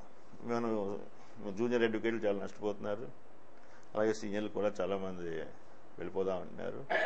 వద్దు, మనం ఆఫీస్ ఎంత ఆఫ్ చేసి ఎలాగ అయిపోయింది వెళ్ళిపోదామని నిర్ణయించుకున్నా. అక్కడ మేము జేఏసీలో సభ్యత్వం మాకు ఉంది కాబట్టి వాళ్ళు తీసుకున్న నిర్ణయాన్ని బట్టి మేము కట్టుబడి ఉండి ప్రవర్తించాలి. మేము మాత్రం మెజార్టీ మాకు వచ్చిన ఈ 2 రోజులు 3 రోజులు వచ్చింది ఏంటంటే ఇది ఈ అబ్స్టైనింగ్ ఆఫ్ ది కోర్ట్ చేస్తున్న ప్రజల్లోకి వెళ్ళలేదు, అటువైపు రాజకీయ నాయకులు స్పందన లేదు. ఎందుకు చేస్తున్నావా అనే దీంట్లో ఉండిపోయాం కాబట్టి ఇది విరమించేసుకుని వెళ్ళిపోదామని చెప్పి చాలా మెజార్టీ మాకు వచ్చింది. ఇక్కడ బార్ అండి, అదే మొత్తం సీమాంధ్ర కాదు ఇక్కడ బార్. అది రేపు మొత్తం సీమాంధ్ర జేఏసీ కింద రేపు మా జనరల్ బాడీ ఎల్లుండి 21st మేము జనరల్ బాడీ మీటింగ్ పెట్టినామండి.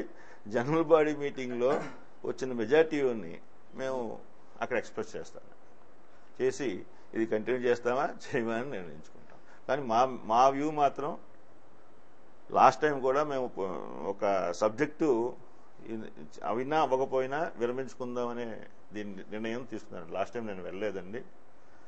అది ఎంతవరకు అందుకని మేము ఏంటంటే మా మెజార్టీ ఈ 4 రోజుల్లో వచ్చిన మా యొక్క దృష్టికి వచ్చినటువంటి వ్యూస్ ఏంటంటే వెళ్ళిపోదాము. అంటే న్యాయవాదులు ఏం సాధించారండి? రోజులు పోరాటం, సుదీర్ఘ పోరాటం చేశారు, మీకేం సాధించారనిపిస్తుంది? అంటే ఈ ఉద్యమాన్ని ఎవరు రికగ్నైజ్ చేయలేదండి. మేము రాజకీయ నాయకులు రికగ్నైజ్ చేయలేదు. న్యాయవాదులు కోర్టు మానేసాము, కోర్టులు వెళ్ళలేదు, మాటలు చేసాం. సుబ్బారావు గారు చెప్పారు ఈ ఒత్తిడి వల్లే ఆ మాత్రం యూటర్న్ తీసుకునే పరిస్థితి కొన్ని రాజకీయ పార్టీలకు వచ్చిందంటారు. అది వాస్తవం అండి, అది వాస్తవం.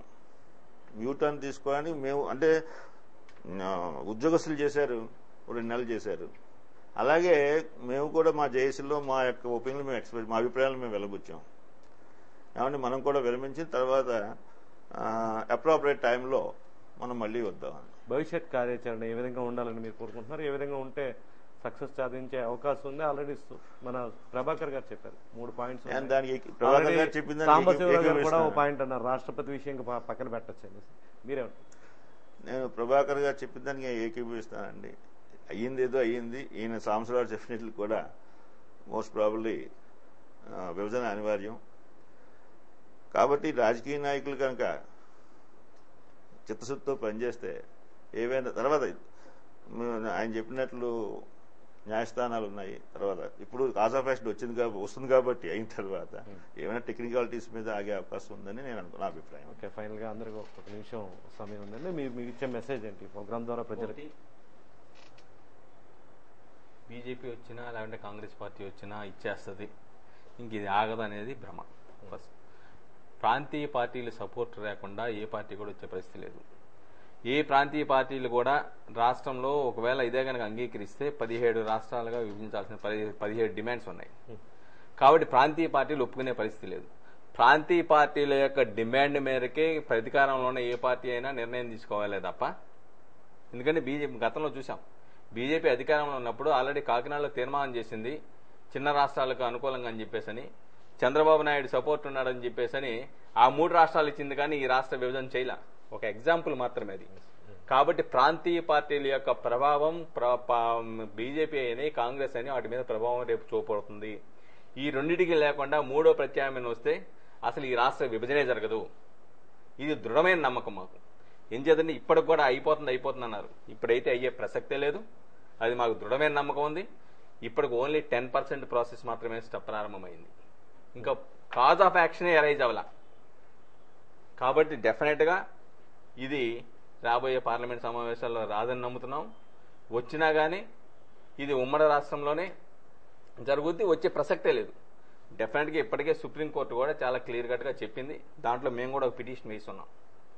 రెండోది, న్యాయవాదులు చేసిన మరొక అంశం ఏంటంటే, సీమాంధ్ర 13 జిల్లాల్లో ఉన్నటువంటి ఉద్యమకారుల మీద పెట్టిన కేసులను ఉచితంగా వాదించారు. ఇది ప్రధానమైన అంశం. ఇక్కడ ఈ రోజున ఒక్క విజయనగరం జిల్లా విజయనగరం టౌన్ లోనే దాదాపుగా 500 కేసులు న్యాయవాదులు ఫ్రీగా వాదించారు, వాళ్ళ తరఫున చేశారు. కాబట్టి ఇక్కడ చాలా క్లియర్ కట్ గా ఏంటంటే, ఇది వచ్చేస్తుంది, అయిపోయింది, ఇంకేమీ లేదనేటువంటి ఈ భ్రమలో అయితే మేము లేము. డెఫినెట్ గా ఇది ఆగుద్ది. ఉమ్మడి రాష్ట్రాన్ని సాధించడానికి కావాల్సిన పరిస్థితులు ఉన్నాయి. దానికి కావలసినటువంటి చట్టపరమైన రాజ్యాంగపరమైన అంశాలు ఉన్నాయి. రాష్ట్ర అసెంబ్లీ తీర్మానం అయితే ఇది కొంప మునిగిపోద్ది, తీర్మానం అవ్వకపోతే కొమ్ము. యూపీలో ఆల్రెడీ 2 సంవత్సరాల క్రితమే రాష్ట్ర విభజన కోసం తీర్మానం అయ్యి ఉంది. రాష్ట్ర విభజన చేయండి బాబు అని. ఇప్పటి వరకు దిక్కు దివానా లేదు. కాబట్టి రాష్ట్ర అసెంబ్లీ నిర్ణయం మీద అన్ని జరుగుతాయి అనేది నాకైతే. ఇంకోటి ఏంటంటే, ఇందాక సాంబశివరావు గారు చెప్పారు, బిల్లు ఇక్కడ ఉన్నప్పటికీ గతంలో కూడా సుప్రీంకోర్టులో చెప్పారు, బిల్లు ఇక్కడి నుంచి వెళ్ళిపోయి దాంట్లో మార్పులు చేర్పులు జరిగినప్పుడు మళ్ళా అసెంబ్లీకి వీస్ కోసం పంపాలని అన్నప్పుడు పంపవలసిన అవసరం లేదు, ఒకసారి వీస్ కోసం పంపుతారు. తర్వాత ఆ యొక్క బిల్లులో మార్పులు చేర్పులు జరిగినా తిరిగి మళ్ళీ అసెంబ్లీకి పంపవలసిన అవసరం లేదని చెప్పారు. కాబట్టి ఇప్పుడు పార్లమెంట్లోనే ఆ బిల్లులో ఎటువంటి మార్పులైనా వాళ్ళే చేసుకోవచ్చు, హైదరాబాద్ ఢిల్లీలోనే. కాబట్టి ఇక్కడ చేసుకోవాల్సిన అవసరం లేదు. మాకైతే ఇప్పటికే నమ్మకం ఉంది, ఉద్యమం ఫలితమే. మేము ఇప్పటికీ దృఢంగా నమ్ముతున్నాం, ఉద్యమ ఫలితమే. ఈ రోజున పార్టీలు కానివ్వండి, ప్రజాప్రతినిధులు కానివ్వండి, రాజీనామాలు చేయడం కానివ్వండి, ఆ పార్లమెంట్ లో అసమ్మతి తీర్మానం ప్రవేశపెట్టడంలో కానివ్వండి, దీని ప్రభావం పనిచేసింది.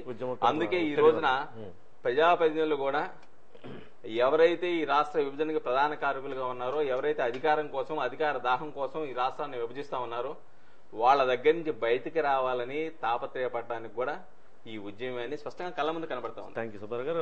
ప్రభాకర్ గారు, మీరు ఫైనల్ గా మీరు చెప్పేది ఏంటి? ఇప్పుడు ప్రస్తుతం రాబోయే ఎన్నికలను దృష్టిలో పెట్టుకుని ప్రతి వారికి మేము చెప్పగలిగింది ఏంటంటే, ఒక న్యాయవాదిగా మా కొంతమంది అభిప్రాయపడినట్టు ఇప్పుడు ఈ విభజన జరగకపోయినా లేదా జరిగినా సరే, జరగకపోతే ఇక ముందు జరగకుండా ఉండడానికి, జరిగితే రాష్ట్రాన్ని, కొత్తగా ఏర్పడే రాష్ట్రాన్ని ఒక చక్కటి దిశలో నడిపించడానికి కూడా దృఢమైన నాయకత్వం కావాలి. కాబట్టి మరల మనకు ఆ అవకాశం రాదు. ఇప్పుడు ఎలక్షన్ వస్తుంది కాబట్టి అనుభవం ఉన్న దృఢమైన నాయకత్వాన్ని మీరు ఎన్నుకోండి. విభజన అవుతుందా విభజన కాదా అన్నది పక్కన పెట్టి, అప్పుడైనా సరే ఎప్పుడైనా సరే మనకు అనుభవం ఉండాలి, నాయకుడికి దృఢమైన నాయకుడు కావాలి. ఇటువంటి నాయకత్వాన్ని ఎన్నుకోమని చెప్పి ఒక న్యాయవాదిగా ప్రజలందరికీ నేను విన్నపోయింది. Thank you very much. Sambasivarao గారు, మీరేంటో ఫైనల్. ఇందులో కొన్ని అపోహలు చాలా సృష్టిస్తున్నాయి, ముఖ్యంగా ప్రచార మాధ్యమాలు, ప్రింట్ అండ్ ఎలక్ట్రానిక్ మీడియా ఏదైనా సరే. మీకు సీజన్ జర్నలిస్ట్ మీదే నేను చెప్పదలసిన వాడు కాదు. ఎత్తిపోతల పథకాలు మన తెలుగు జర్నలిజంలో చాలా ఎక్కువైపోయాయి. అంటే ఎక్కడో ఇంగ్లీష్ డైరీలో వచ్చి తీసుకొచ్చి మన్నాడు వేసేస్తూ ఉంటారు. వాస్తవ విరుద్ధంగా చాలా పత్రికల్లో, ప్రచార మాధ్యమాల్లో జరుగుతున్నాయి. కాబట్టి దీన్ని చూసి ఎవరు ప్రభావితులు కావద్దు అని చెప్పి ప్రజలకు ముఖ్యంగా నేను విజ్ఞప్తి చేస్తున్నాను. 2, రాబోయే ఎన్నికలు ఈ సమైక్యాంధ్ర లేకపోతే ప్రత్యేకాంధ్ర లేకపోతే ప్రత్యేక తెలంగాణ వల్ల ప్రజలు ఇన్ఫ్లుయెన్స్ అయ్యి ఓట్ చేస్తారు అన్నట్టయితే దాన్ని కూడా నేను నమ్మట్లేదు. ఖచ్చితంగా ప్రజలు మనకంటా చైతన్యవంతులు, రాజకీయ చైతన్యం ఉంది కాబట్టి మన దేశంలో ప్రజాస్వామ్యం ఇంకా మనుగడలో ఉంది. 3, రాజకీయ పార్టీని ఇక్కడ కూర్చొని మన మేధావులు అనుకుంటూ లేదా పత్రికా వర్గం ఇంకోటి అనుకుంటూ నువ్వు తక్కువ అంచనా వేయదు. వాళ్ళకు ఉన్నంత సర్వైవల్ ఇన్స్టింక్ట్ ఎవరికీ లేదు. ఏ విధంగా చేస్తే మళ్ళీ మన ఈ పార్టీ అధికారంలోకి వస్తుంది, ఎలా పరిపాలన చేయొచ్చు అని చెప్పుకుంటుంది. ఖచ్చితంగా వాళ్ళకు ఉంటాయి కాబట్టి పార్టీని అండర్ ఎస్టిమేట్ చేయొద్దు. రాజకీయ పరంగా వాళ్ళకి కావాల్సిన రాజకీయ శక్తులు వాళ్ళకు ఉన్నాయి, అది ఉంటేనే అవుతుంది. అంటే ఇంత ప్రతికూల వాతావరణం ఉన్నప్పుడు కూడా వాళ్ళు బయటకు ఎక్కువ చేస్తే కానీ కేంద్రంలో కానీ రాష్ట్రంలో కానీ పరిపాలించలేరు. ఒకే పార్టీ అధికారంలోకి వచ్చినా సరే కేవలం వాళ్ళు మెజార్టీతో నడిపేయగలని చెప్పి అనుకోకండి. వాళ్ళకి ఎంత శక్తి ఉంటే అక్కడ నడపగలరు, ఎంత పేషెన్స్ ఉండాలి, ఇది ఉండాలి, ఇంటెలిజెన్స్ ఉండాలి అంతే ఉంటుంది. కాబట్టి ఖచ్చితంగా దీనికి పొలిటికల్ సొల్యూషనే కావాలి. కాబట్టి ఆ శక్తి ఉన్న పార్టీని ఎన్నుకుంటే మంచిది. అంతే ఆవేశంలో వాళ్ళు ఇచ్చి రేపు తీసేసుకున్నాం కాకుండా శక్తిని ఆలోచించాలి. ఇక రాజకీయ నాయకులకి కలగవలసింది ఏంటంటే అస్తమానం ఎన్నికల గురించి ఆలోచించడం మానేసినట్టయితే రాజకీయ నాయకులు కొంచెం బాగుంటుంది. Okay, thank you. ప్రసాద్ గారు చెప్పినట్లే దృఢమైన నాయకుడిని ఎన్నుకుని రేపు రాబోయే కాలంలో ఇటువంటి పరిణామాలు దానికి తావు ఇవ్వకుండా ఓ మంచి దృఢమైన నాయకుని ఎన్నుకుంటే బాగుంటుంది.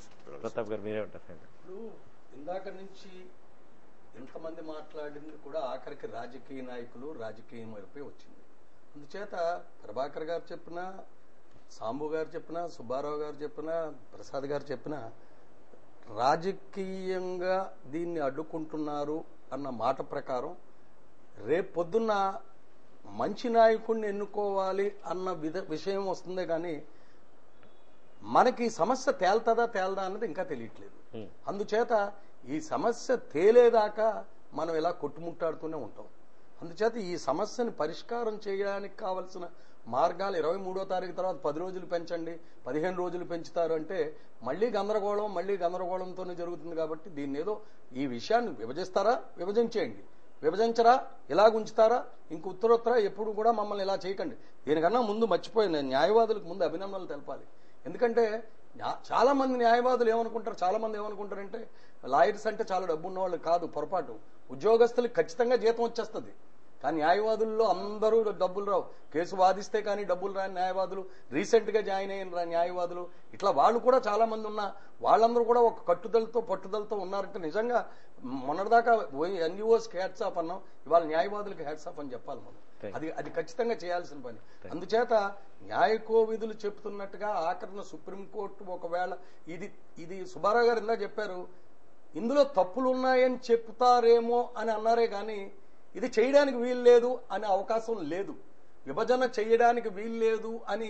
ఎందుకంటే చరిత్ర వేరు, పంజాబ్ చరిత్ర వేరు, లేకపోతే మనం ఇంతకుముందు తెలంగాణ అప్పుడెప్పుడో ఉంది, అప్పుడెప్పుడో కలిసి ఉన్నాం, తెలంగాణ మన భద్రాచలం కలిసి ఉంది, ఇవన్నీ అయిపోయినాయి. అందుచేత ఈ సమస్యను తేల్చడానికి అవసరమైన మార్గాలు రాజకీయ నాయకుల్ని ఎందుకన్నాం అంటే మొదటి నుంచి కూడా హైదరాబాద్ని కాకుండా తెలంగాణ అంటే ఇవాళ అసలు ఈ సమస్య లేకపోయేది. వాళ్ళు చేసిన పొరపాటు హైదరాబాద్తో కూడిన 13 జిల్లాల తెలంగాణ ఇస్తాము అని అన్నారు కాబట్టి ఈ గొడవంతా వచ్చింది. నిజంగా హైదరాబాద్ను పక్కన పెట్టి తెలంగాణ ఇస్తున్నాం అని హైదరాబాద్ సంగతి ఏంటో తేలుద్దామని కానీ కాంగ్రెస్ వర్కింగ్ కమిటీ కానీ తర్వాత యూపీఏ ప్రభుత్వం కానీ కూర్చోబెట్టి మాట్లాడి ఉంటే ఈ గొడవ రాకపోయేది, మనం ఇవాళ ఇంత అల్లకల్లోలం అయ్యేది కాదు, ప్రశాంతంగా ఉన్నది. ఇప్పుడైనా సరే ఈ రాజకీయ నాయకులు ఆ పందాగా, ఎందుకంటే రాహుల్ గాంధీ అప్పుడెప్పుడో ఒక 2 బిల్లులు వెనక్కి పంపించాడు. అందుచేత ప్లేకార్డులు పెట్టుకునే కాకుండా రాహుల్ గాంధీని ఎక్కడైనా వీలైతే ప్యారడైజ్ బిర్యానీ తినడానికి హైదరాబాద్ వచ్చినప్పుడు పక్క సీట్లో కూర్చుని అయ్యా ఇది జరుగుతుంది, ఇంత తప్పు జరిగింది కాబట్టి మీరు దీని మీద ఆలోచించండి అంటే ఆయన కొంచెం వీలైతే, ఎందుకంటే 2 గ్యాస్ సిలిండర్లు కూడా ఇచ్చేసాడు. చేత వెంటనే మీ ముఖం మీకు ఇచ్చేస్తున్నానని అనేలాగా అనిపించుకోవాలేలాగా చేయాల్సి వస్తుందేమోనని ఒక. Thank you very much Pratap గారికి, ప్రభాకర్ రావు గారికి, అదేవిధంగా సుబ్బారావు గారికి, మన సాంబశివరావు గారికి, ప్రసాద్ గారికి, వీరందరికీ కూడా ఛానల్కి వచ్చి తమ అభిప్రాయాలు తెలియజేసినందుకు, విలువైన సమయాన్ని వెచ్చించినందుకు మరొకసారి ఛానల్ తరపున ధన్యవాదాలు తెలియజేస్తూ, దృఢమైన నాయకత్వం, దృఢమైన పార్టీ, స్పష్టమైన వైఖరితో ముందుకు వెళ్లే సిద్ధాంతాలు గల పార్టీని ఎన్నుకుంటే ఇలాంటి సమస్యలు రావని చెప్పి చర్చలో మెజార్టీ వక్తలు అభిప్రాయపడ్డారు. అదేవిధంగా 3 ఆప్షన్స్ ఉన్నాయి. ఆ 3 ఆప్షన్స్లో ఎక్కడైనా మనకి ఇంకా సమైక్యాంధ్రగా నిలబడే ఛాన్స్ మాత్రం ఉంది. అయితే 1-2 ఆప్షన్స్ తప్ప మనకు దారి లేదన్న వ్యూ కూడా వ్యక్తం చేయడం జరిగింది. విభజన అనివార్యం అయితే కనుక చేయాల్సింది నాయకులు చిత్తశుద్ధితో చేసి ఈ ప్రాంతానికి న్యాయం చేయాలి. ఆ విధంగా ఒక సీనియర్ నాయకుల్ని మనం ఎన్నుకోవాల్సిన అవసరం ఉందని కూడా ఈ చర్చల వక్తలు అభిప్రాయం వ్యక్తం చేయడం జరిగింది. వీరందరికీ మరోసారి ధన్యవాదాలు తెలియజేస్తూ ఇంతటితో ఈ చర్చను ముగిస్తున్నాం. మరో అంశంలో మళ్ళీ కలుద్దాం. అంతా సెలవు, నమస్కారం.